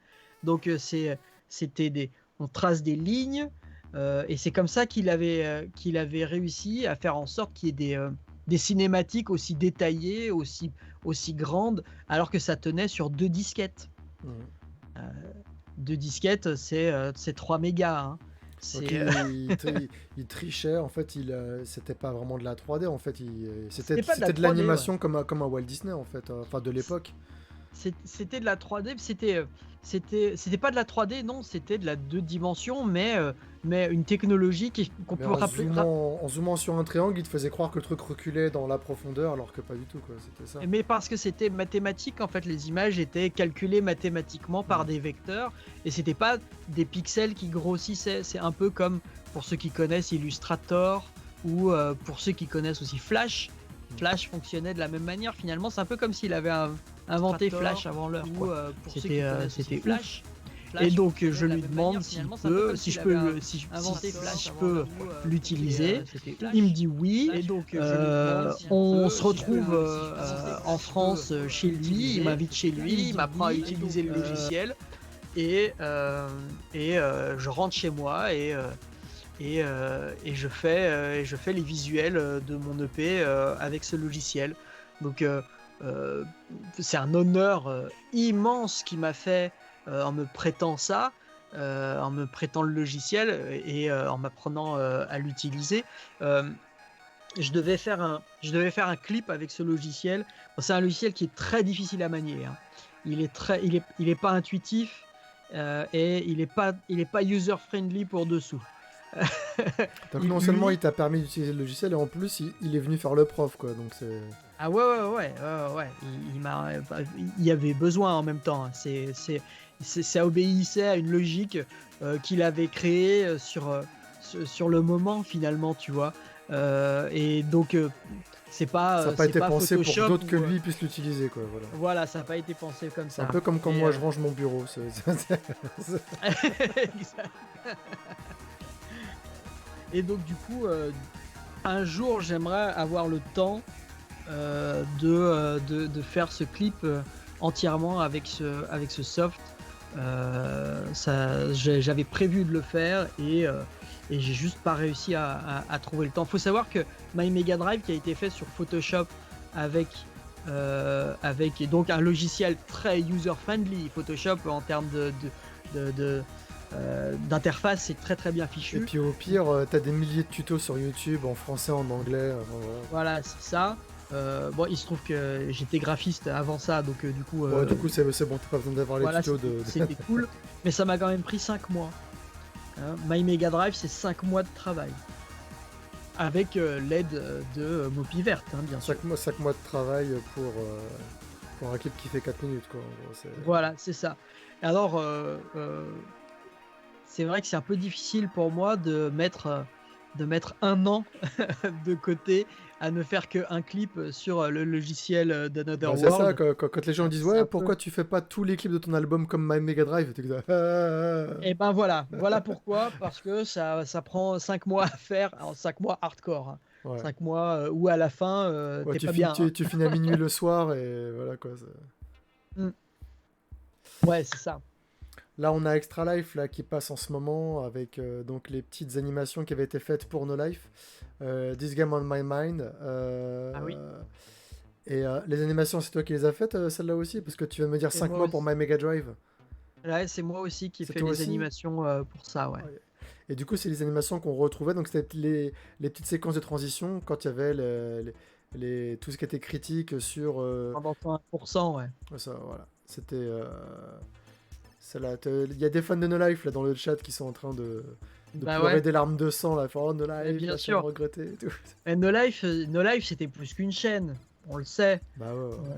On sait que c'était plus qu'une chaîne. C'est pour ça que ils vont bientôt venir sur le stream. C'est juste là, il y a Sébastien qui avait 2-3 trucs à régler avec Bayday. Donc ceux qui suivent l'actu de Sébastien Ruchet ont suivi ce qui se passe en ce moment. Donc il y avait 2-3 trucs à régler pour qu'ils puissent être vraiment en mode décontracté pour passer un bon moment à reparler de No Life. Là, c'était pas trop le bon. Donc c'est pour ça que j'ai pas trop reparlé du fait qu'ils allaient venir pour laisser passer un petit peu ça. Et donc, courant mai, il y aura Cyril et Seb qui devraient venir pour qu'on remue un petit peu tous ces souvenirs. Le couteau dans la plaie. On remue les souvenirs et le couteau, voilà. Non, mais ce qui était génial avec No Life, c'était la sincérité avec laquelle les choses étaient faites. Les gens qui travaillaient là, ils travaillaient pour avoir la meilleure chose possible avec les moyens qu'ils avaient. Et ils ont fait quelque chose d'extraordinaire. Ils étaient sans concession en fait, hein, au point que la chaîne en est morte en fait, parce qu'ils ont jamais voulu marketer le truc pour que ça marche. Là, c'est le truc le plus jusqu'au boutiste que j'ai vu en termes de quelque chose fait par les geeks, pour les geeks. C'est très marketing en fait. Il y a tellement de festivals qui prétendent ça, alors qu'au final, après ils finissent par faire comme tout le monde, et voilà quoi, ou des chaînes de télé pareil. Alors que No Life, ils ont tellement été au bout du concept que voilà, c'est. Mais il y a moyen de faire des petites concessions, puis vous pourrez durer 1 an ou 2 de plus. Ouais, mais non, on préfère. Voilà, c'est. Ouais. On parlait des stars du rock qui sont mortes jeunes là tout à l'heure. Voilà, c'est que le meilleur moment pour arrêter quelque chose, c'est quand les gens regrettent que t'as arrêté. Ils ont jamais fait l'année de trop sur No Life parce qu'en fait c'était toujours trop tôt. À chaque fois qu'ils disaient on fait 1 an de plus, on était comme ça, oh merci. Mais le truc qui probablement les a aidés à être dans la sincérité jusqu'au bout, c'est que je pense que dès le départ, ils se sont dit c'est un projet kamikaze, ça durera le temps que ça durera. Et à partir de là, ils se sont dit on va faire exactement que ce qu'on veut et comme on veut le faire, et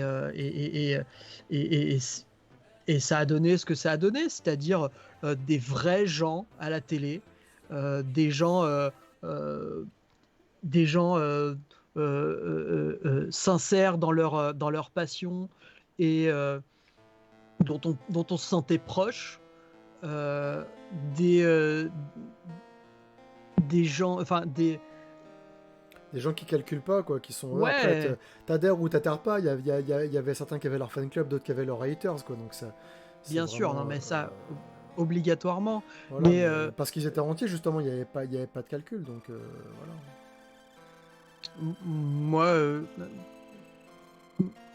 Moi, tu sais, je suis à moitié tunisien, et les questions des minorités visibles, tu vois, dans les médias, à la télévision, tu vois, j'ai jamais trouvé quelqu'un quelqu'un comme Médoc, tu vois, qui était pas pris parce que ça allait être le quota. Attends une petite seconde, hop, je suis obligé de faire un petit bidule, voilà, tout va bien.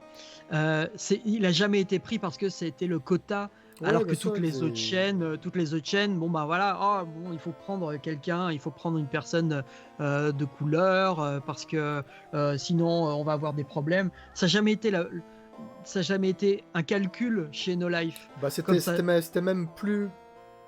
Ils allaient même privilégier les gens qui sont authentiques et en qui ils ont confiance, plutôt qu'à d'autres personnes qui seraient peut-être plus bankable et plus machin, mais clairement c'était vraiment du feeling quand même. Médoc avec Thierry, voilà, ils sont arrivés là-dedans, ils ont fait un duo mais qui était magique, quoi. Pareil, le role-playing gang, quoi. Pareil, t'as Médoc, mais t'as aussi Mickey, tu vois. Bien sûr. Mickey qui était aussi à l'aise devant une caméra que moi devant un T-Rex, tu vois. Et ça marchait parce que voilà, on s'en fout. Suzuka, elle était pas là parce que c'était il faut une japonaise parce qu'on parle de culture japonaise. Non, Suzuka c'est la femme à Alex, donc voilà, c'est parti. Et puis bon, elle parle japonais, puis elle connaît des trucs, donc voilà, c'était vraiment du feeling, du réseau, les copains. Et puis voilà. On se rend pas compte à quel point c'est important en fait. On se rend pas compte enfin, No Life a été la première chaîne en France, et certainement dans beaucoup d'autres pays du monde, à avoir une présentatrice transgenre.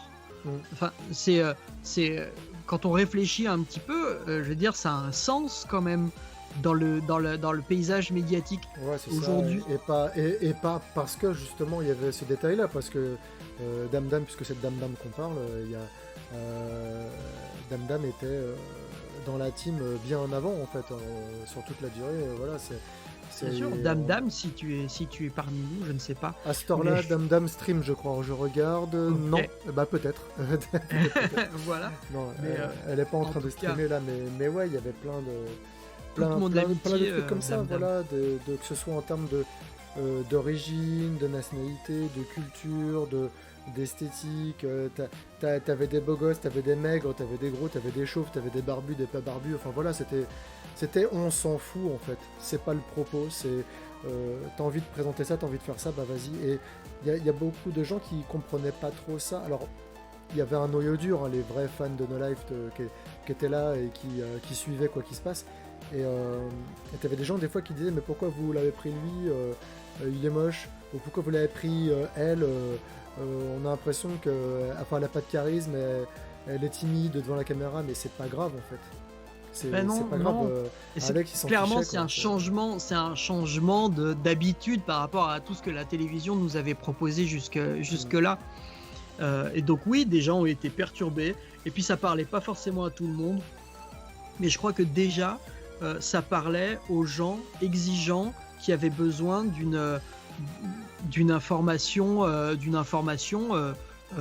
peu pointue sur le sujet de la culture japonaise ou du jeu vidéo. Ça répondait à cette exigence-là. C'était pas un casting de mannequins, c'était un casting de quelle est la chose intéressante que tu peux apporter. Et ils ont mené ça jusqu'au bout.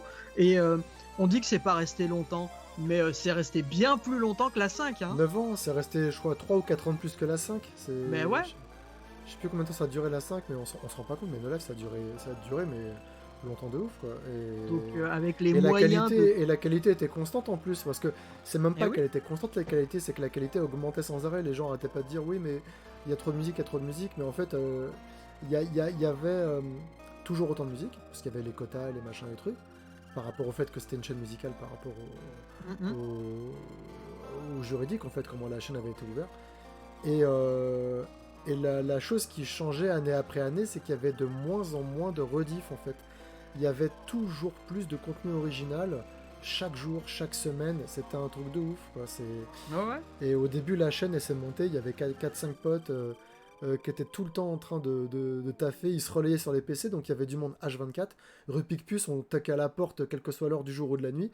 Il y avait quelqu'un qui ouvre la porte, un coup c'était Clément, l'ingé son qui entre deux missions d'intermittent, il venait bosser gratos dans la cave pour faire du mixage. T'avais Davy qui venait enregistrer les 101%, t'avais des trucs. Enfin, c'était un peu c'était super bohème en fait au début. Hein. Ouais, c'est clair. Ça bossait n'importe quand. Il y avait des paquets de ramen par carton entier dans le truc, parce que voilà, c'était un Bien peu sûr. No Life, team no budget aussi, tu vois, donc c'est ça qui est. Il n'y a pas grand monde qui était payé au tout début, même au tout début, il n'y a personne qui était payé. C'était vraiment. C'était un jouet. Alex l'a veillé dans un. Comment ça s'appelle déjà les debug mode. Il disait qu'au début. Merci beaucoup.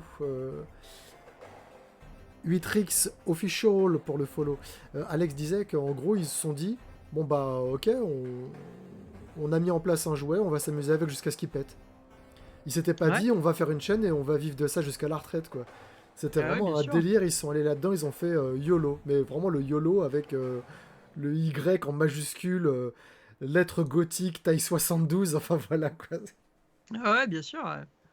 Non, c'est génial. Mais même techniquement, ils ont repoussé pas mal de frontières. Je crois que No Life était la première chaîne en France à être en full HD 16 neuvième. Je sais plus exactement quelle était la performance. Ça commençait en 4 tiers. Bien sûr. Ah oui, ça commençait en 4 tiers. C'était un gars qui justement disait regardez, qu'est-ce qui se passe?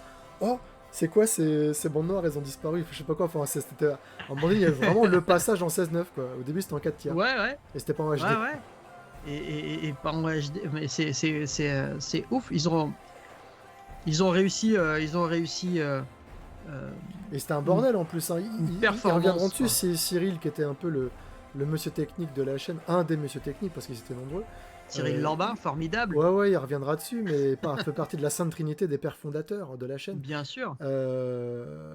Toujours en coulisses, hein, il s'est très peu mis en avant. Et il expliquait que ça avait été techniquement compliqué de passer au HD parce que je saurais pas l'expliquer, mais gros, c'était pas le même matériel, c'était pas les mêmes encodages, c'était pas les mêmes trucs. Il a limite fallu tout revoir, quoi. puis Noco pour les émissions en replay avec le service de Ça aussi, c'était dingue aussi. c'était un pari, c'était le pari de Noco. Ouais, c'était bien vu, c'était un chouette Ça a permis de service. gratter quelques années de plus, voilà, pour qu'on puisse profiter de la chaîne qui fait un peu plus longtemps, quoi. Excellent souvenir, excellent souvenir. Et donc toi, parce que là, No Life, voilà, on peut pas s'en... Quand t'évoques No Life, on peut pas s'empêcher d'en parler des heures, donc voilà, Ah non, mais on va revenir un peu sur toi.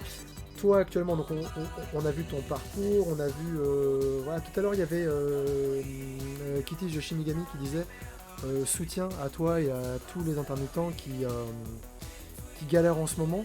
Toi, en fait, tu composes, etc. Mais est-ce que tu as le statut d'intermittent? Ouais, j'ai le statut d'intermittent.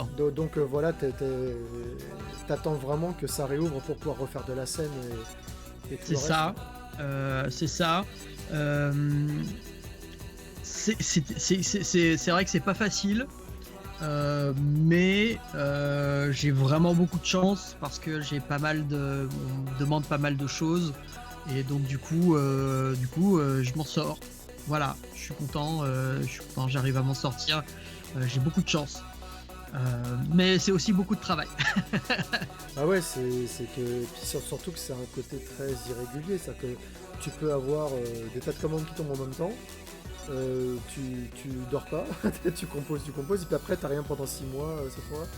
Donc Ouais, il faut qu'il y en ait un peu plus que 6 ou 7 mois, parce que ça fait quand même beaucoup.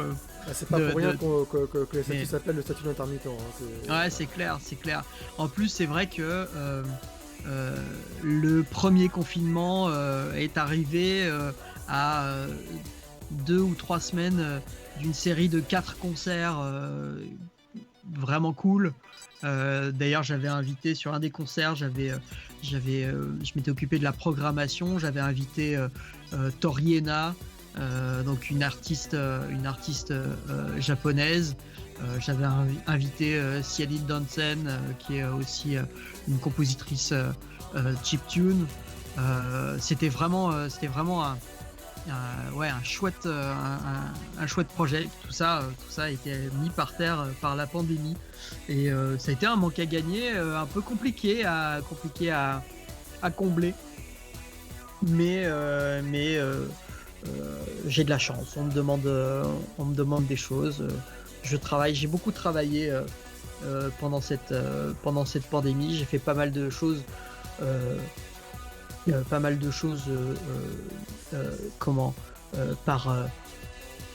Par commande, mais j'ai aussi fait pas mal de collaborations hyper intéressantes avec des artistes, notamment une collaboration avec une artiste contemporaine chinoise qui s'appelle Lu Yang, qui est une artiste multimédia avec un univers complètement ouf. Et j'ai fait la bande son d'une de ces installations, et je vais d'ailleurs la sortir à un moment donné, probablement pendant cette année. Il doit y avoir 15 morceaux, une quinzaine de morceaux de musique un peu.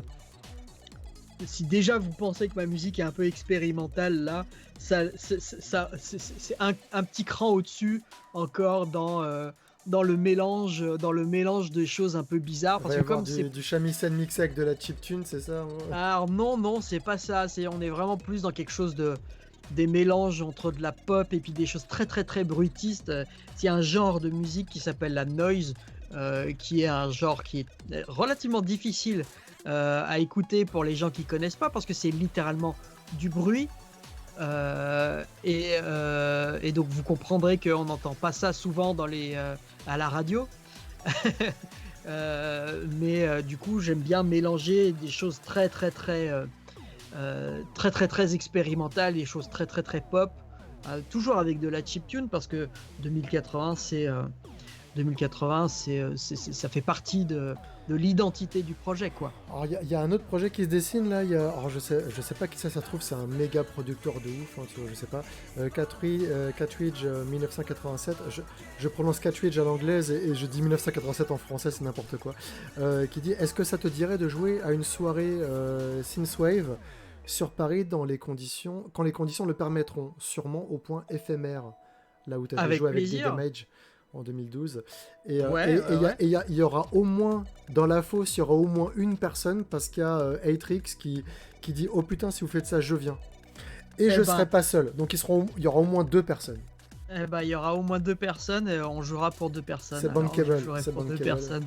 Ça arrive, hein. Ça arrive de jouer des fois pour pas beaucoup de gens. Hein. Donc Ça arrive, t'es chaud. Bah écoute, tout le monde. Bien sûr, ouais, grave. Twitch, tu contacteras 2080, le réseau Envoie-moi que tu veux, hein, Twitter, envoie-moi un mail, DM sur Twitter, ouais. sur Twitter en DM, et Mm. puis voilà. Yes, ils sont contents. Ils sont contents. Ah. C'est cool. Ils C'est sont cool. contents. Après, je sais pas, on verra. Bon, on va rien dire parce qu'on parlait de faire peut-être un truc en juin. Bah voilà, on verra. T'en parles si tu veux, mais voilà, il y a des petites idées Écoute, comme ça. Mais... Ouais, parlons-en. Moi, on parlait parce j'aimerais que bien. comme il y aura probablement peu de chances qu'il y ait une fête de la musique digne de ce nom, d'essayer d'organiser un petit concert de 2080 en live sur Twitch, donc soit sur la chaîne Twitch de 2080 ou alors soit sur la mienne, peu importe, on verra ce qui est le plus commode pour 2080 pour gérer la technique. Mais voilà, il y avait cette idée là pour essayer de se faire un petit peu plaisir, parce que bon, ça manque un peu pour toi de jouer pour des gens. Ouais, c'est clair. Et puis en ligne, la musique électronique s'y prête complètement. Ça pourrait donner un truc un peu décalé qui est un peu forcé du coup à cause du confinement ou du protocole sanitaire. Même si on n'est pas confiné, c'est vrai qu'on peut pas encore se rassembler dans une fosse à faire du pogo. Bon, ça pogote soft, hein, quand tu joues, mais bon voilà, l'idée, c'est de pouvoir se rassembler et de kiffer la musique. Faute de se rassembler, peut-être qu'on pourrait essayer d'organiser quelque chose. On verra, on va y réfléchir, soit sur sa chaîne Twitch, soit sur la mienne. On verra ce qui est le plus commode pour toi. Et, ça marche. Là, je vois dans le chat la cartridge 1987. Tu m'as ajouté sur SoundCloud. Je check vraiment pas SoundCloud. Envoie-moi plutôt un DM sur Twitter ou sur Instagram. Voilà, ce sera plus facilement lu. Et puis après, je te mettrai en contact avec mon manager. Le manager, oh yeah. Donc, ouais, heureusement que j'ai mon manager, Romain, qui est là pour m'aider avec tout ce qui est contrat, papier, tout ça. Le Twitter de 2080, hop, et... Merci Laurent. C'est facile, mais tes réseaux, ils sont... Et puis sur Instagram, c'est pas 2004... Bah c'est comme sur Twitter, c'est 2080 musique. Hop.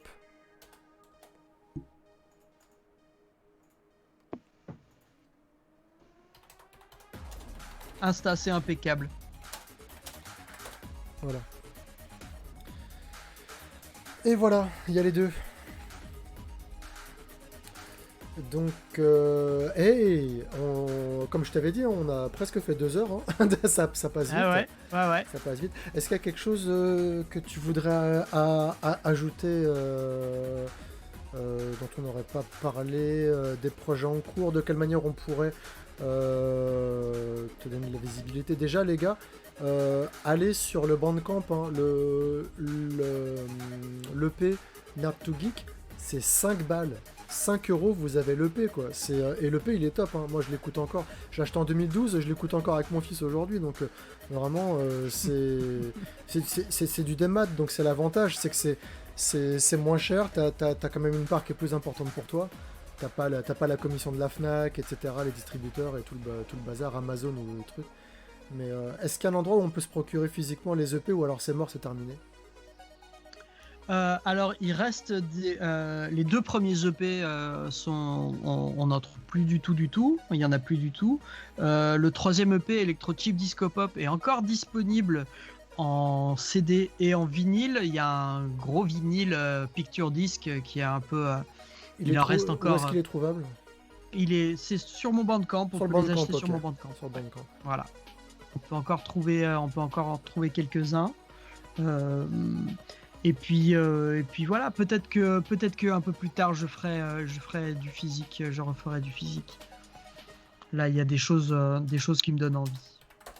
Ah bah après, de toute façon, ton univers s'y prête complètement, mais c'est vrai que le physique, ça engendre des frais incompressibles qui font que c'est pas facile. C'est pas évident, parce c'est que pas tu sais pas si tu vas en vendre 20 ou 1500, donc pour gérer le stock et les coûts de fabrication, si t'en fabriques trop, bah limite t'as perdu de l'argent, quoi. Donc voilà, si t'en vends une centaine alors que t'en as fait 500, bah tu perds de l'argent, quoi.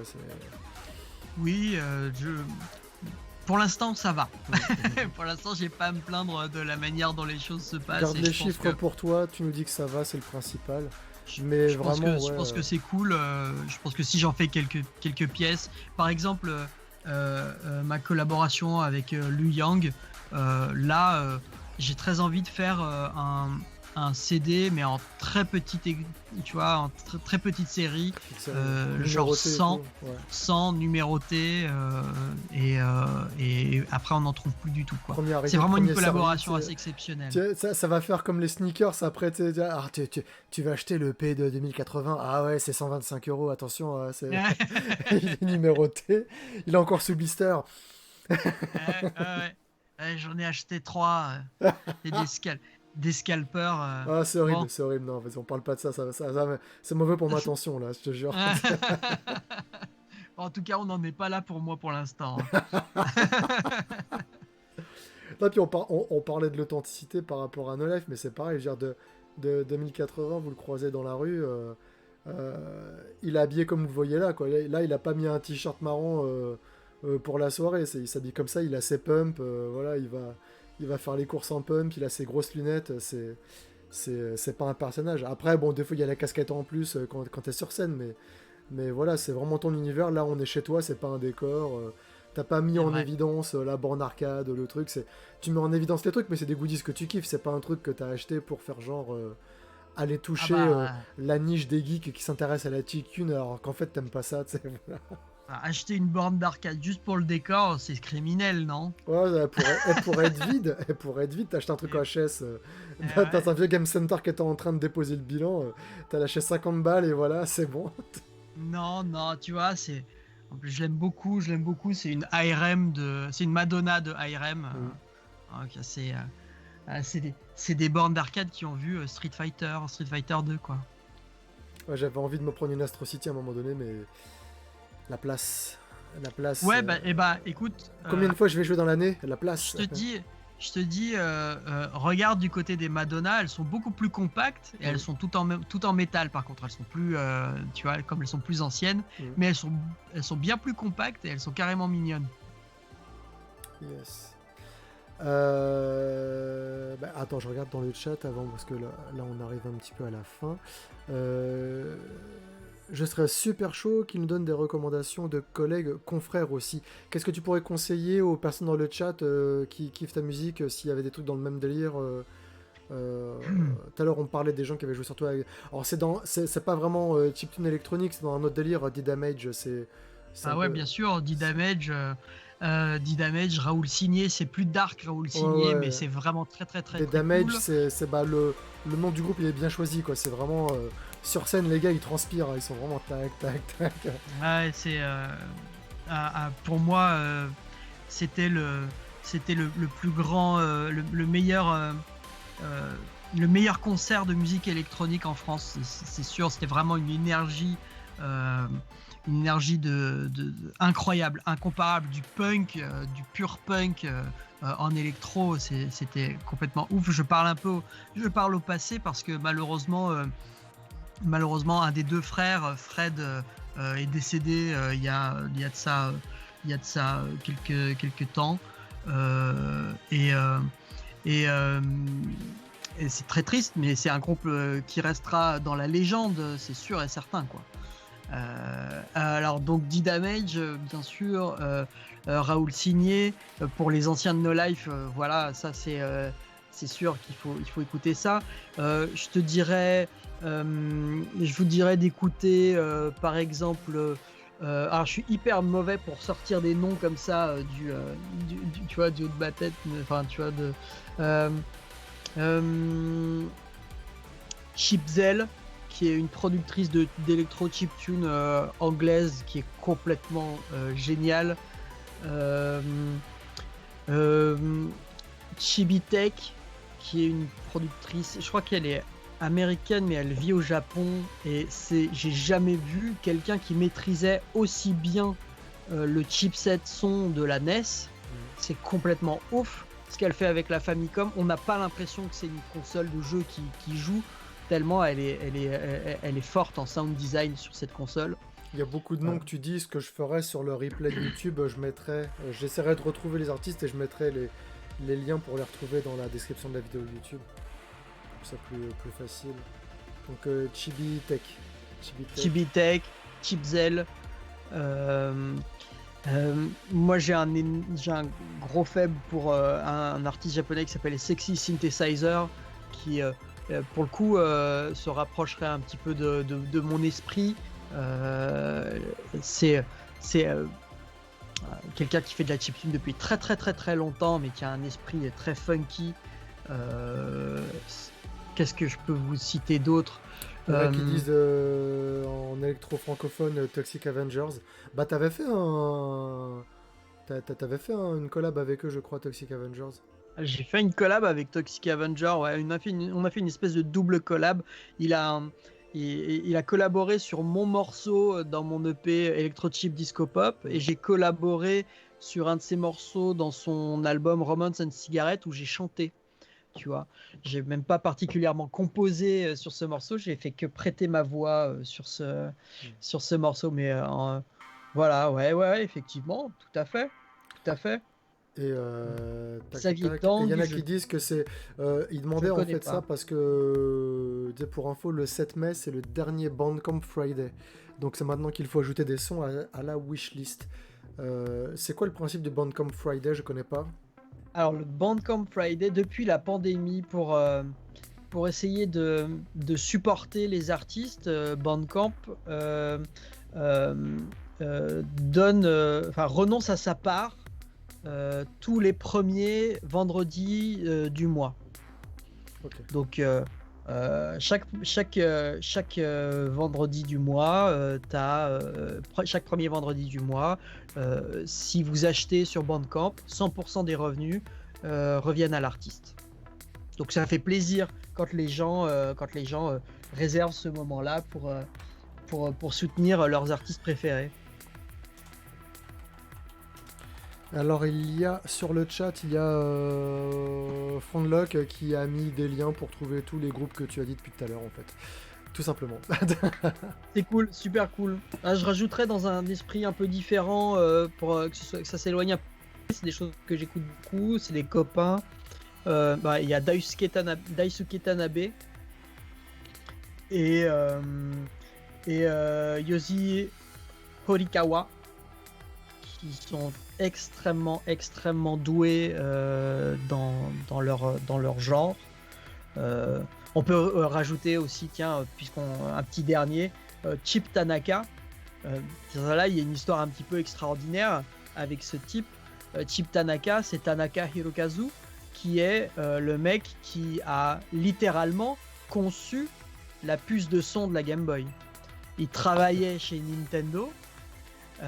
Il a composé ni plus ni moins que les musiques de Metroid, les musiques de Earthbound, plein d'autres choses comme ça. Alors Super Mario Land aussi, c'était lui sur Game Boy.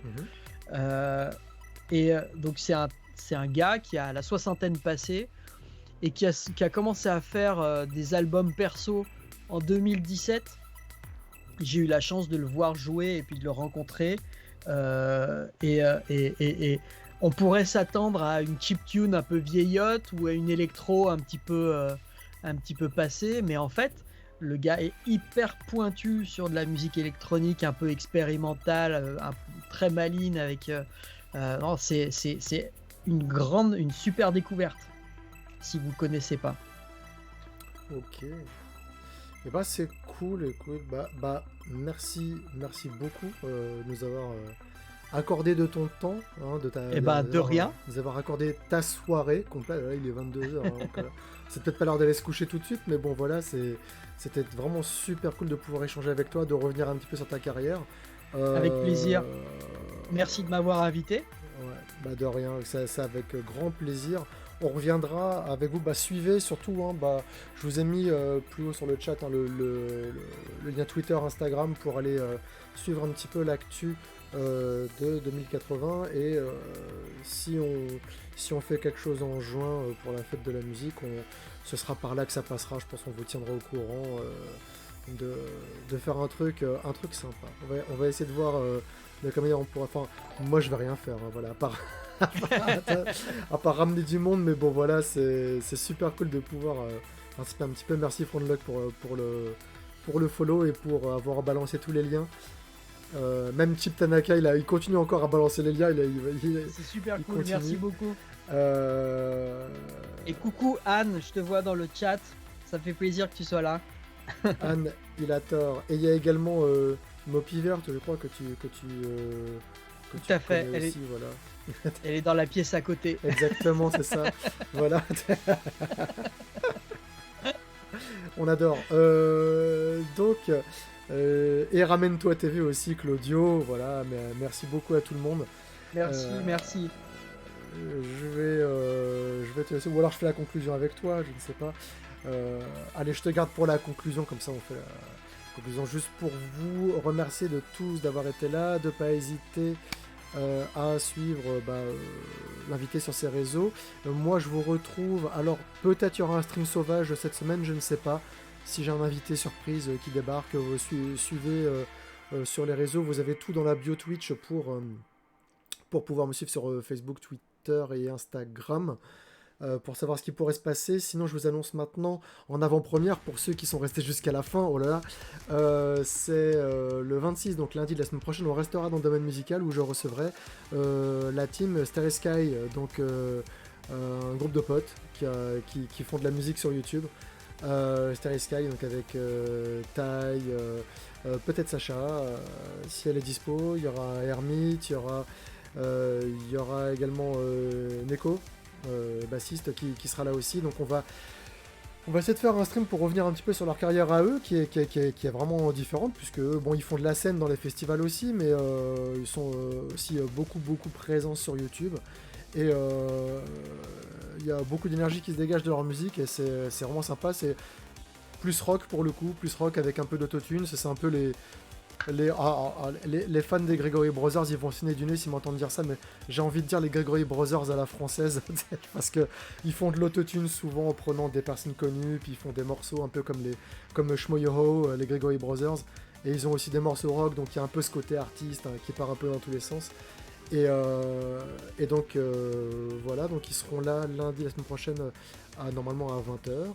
En tout cas, je vous annoncerai ça sur la bio de la chaîne Twitch. Et puis pour les streams, oh putain, je peux pas m'empêcher de vous le dire, hein. Ça y est, on a une date avec Letty qui fait du chant-signe, donc de la langue des signes signée. Faut que je regarde mes mails pour vous dire la date. Ce sera en mai, parce qu'elle aura de l'actu en mai, donc comme ça on pourra vous donner directement les bails pour pouvoir suivre ce qu'elle fait. Le 6 mai, ce sera un jeudi. Jeudi 6 mai, il y aura Letty qui nous parlera de son métier de chansigneuse, de coach, et on parlera surdité, langue des signes, chant-signe, et il y aura un interprète en langue des signes. Donc, ce sera entièrement signé, tout le stream, et comme pour Elix, comme ça avait été fait avec Signe de Sens, il y a quelques semaines maintenant. Merci encore 2080, à très bientôt. Merci je te à toi. sur Skype tout de suite. Et pour les autres, je vous dis à très bientôt, au pire à lundi, à la semaine prochaine. Bye bye tout le monde. Bye bye. Ciao, merci.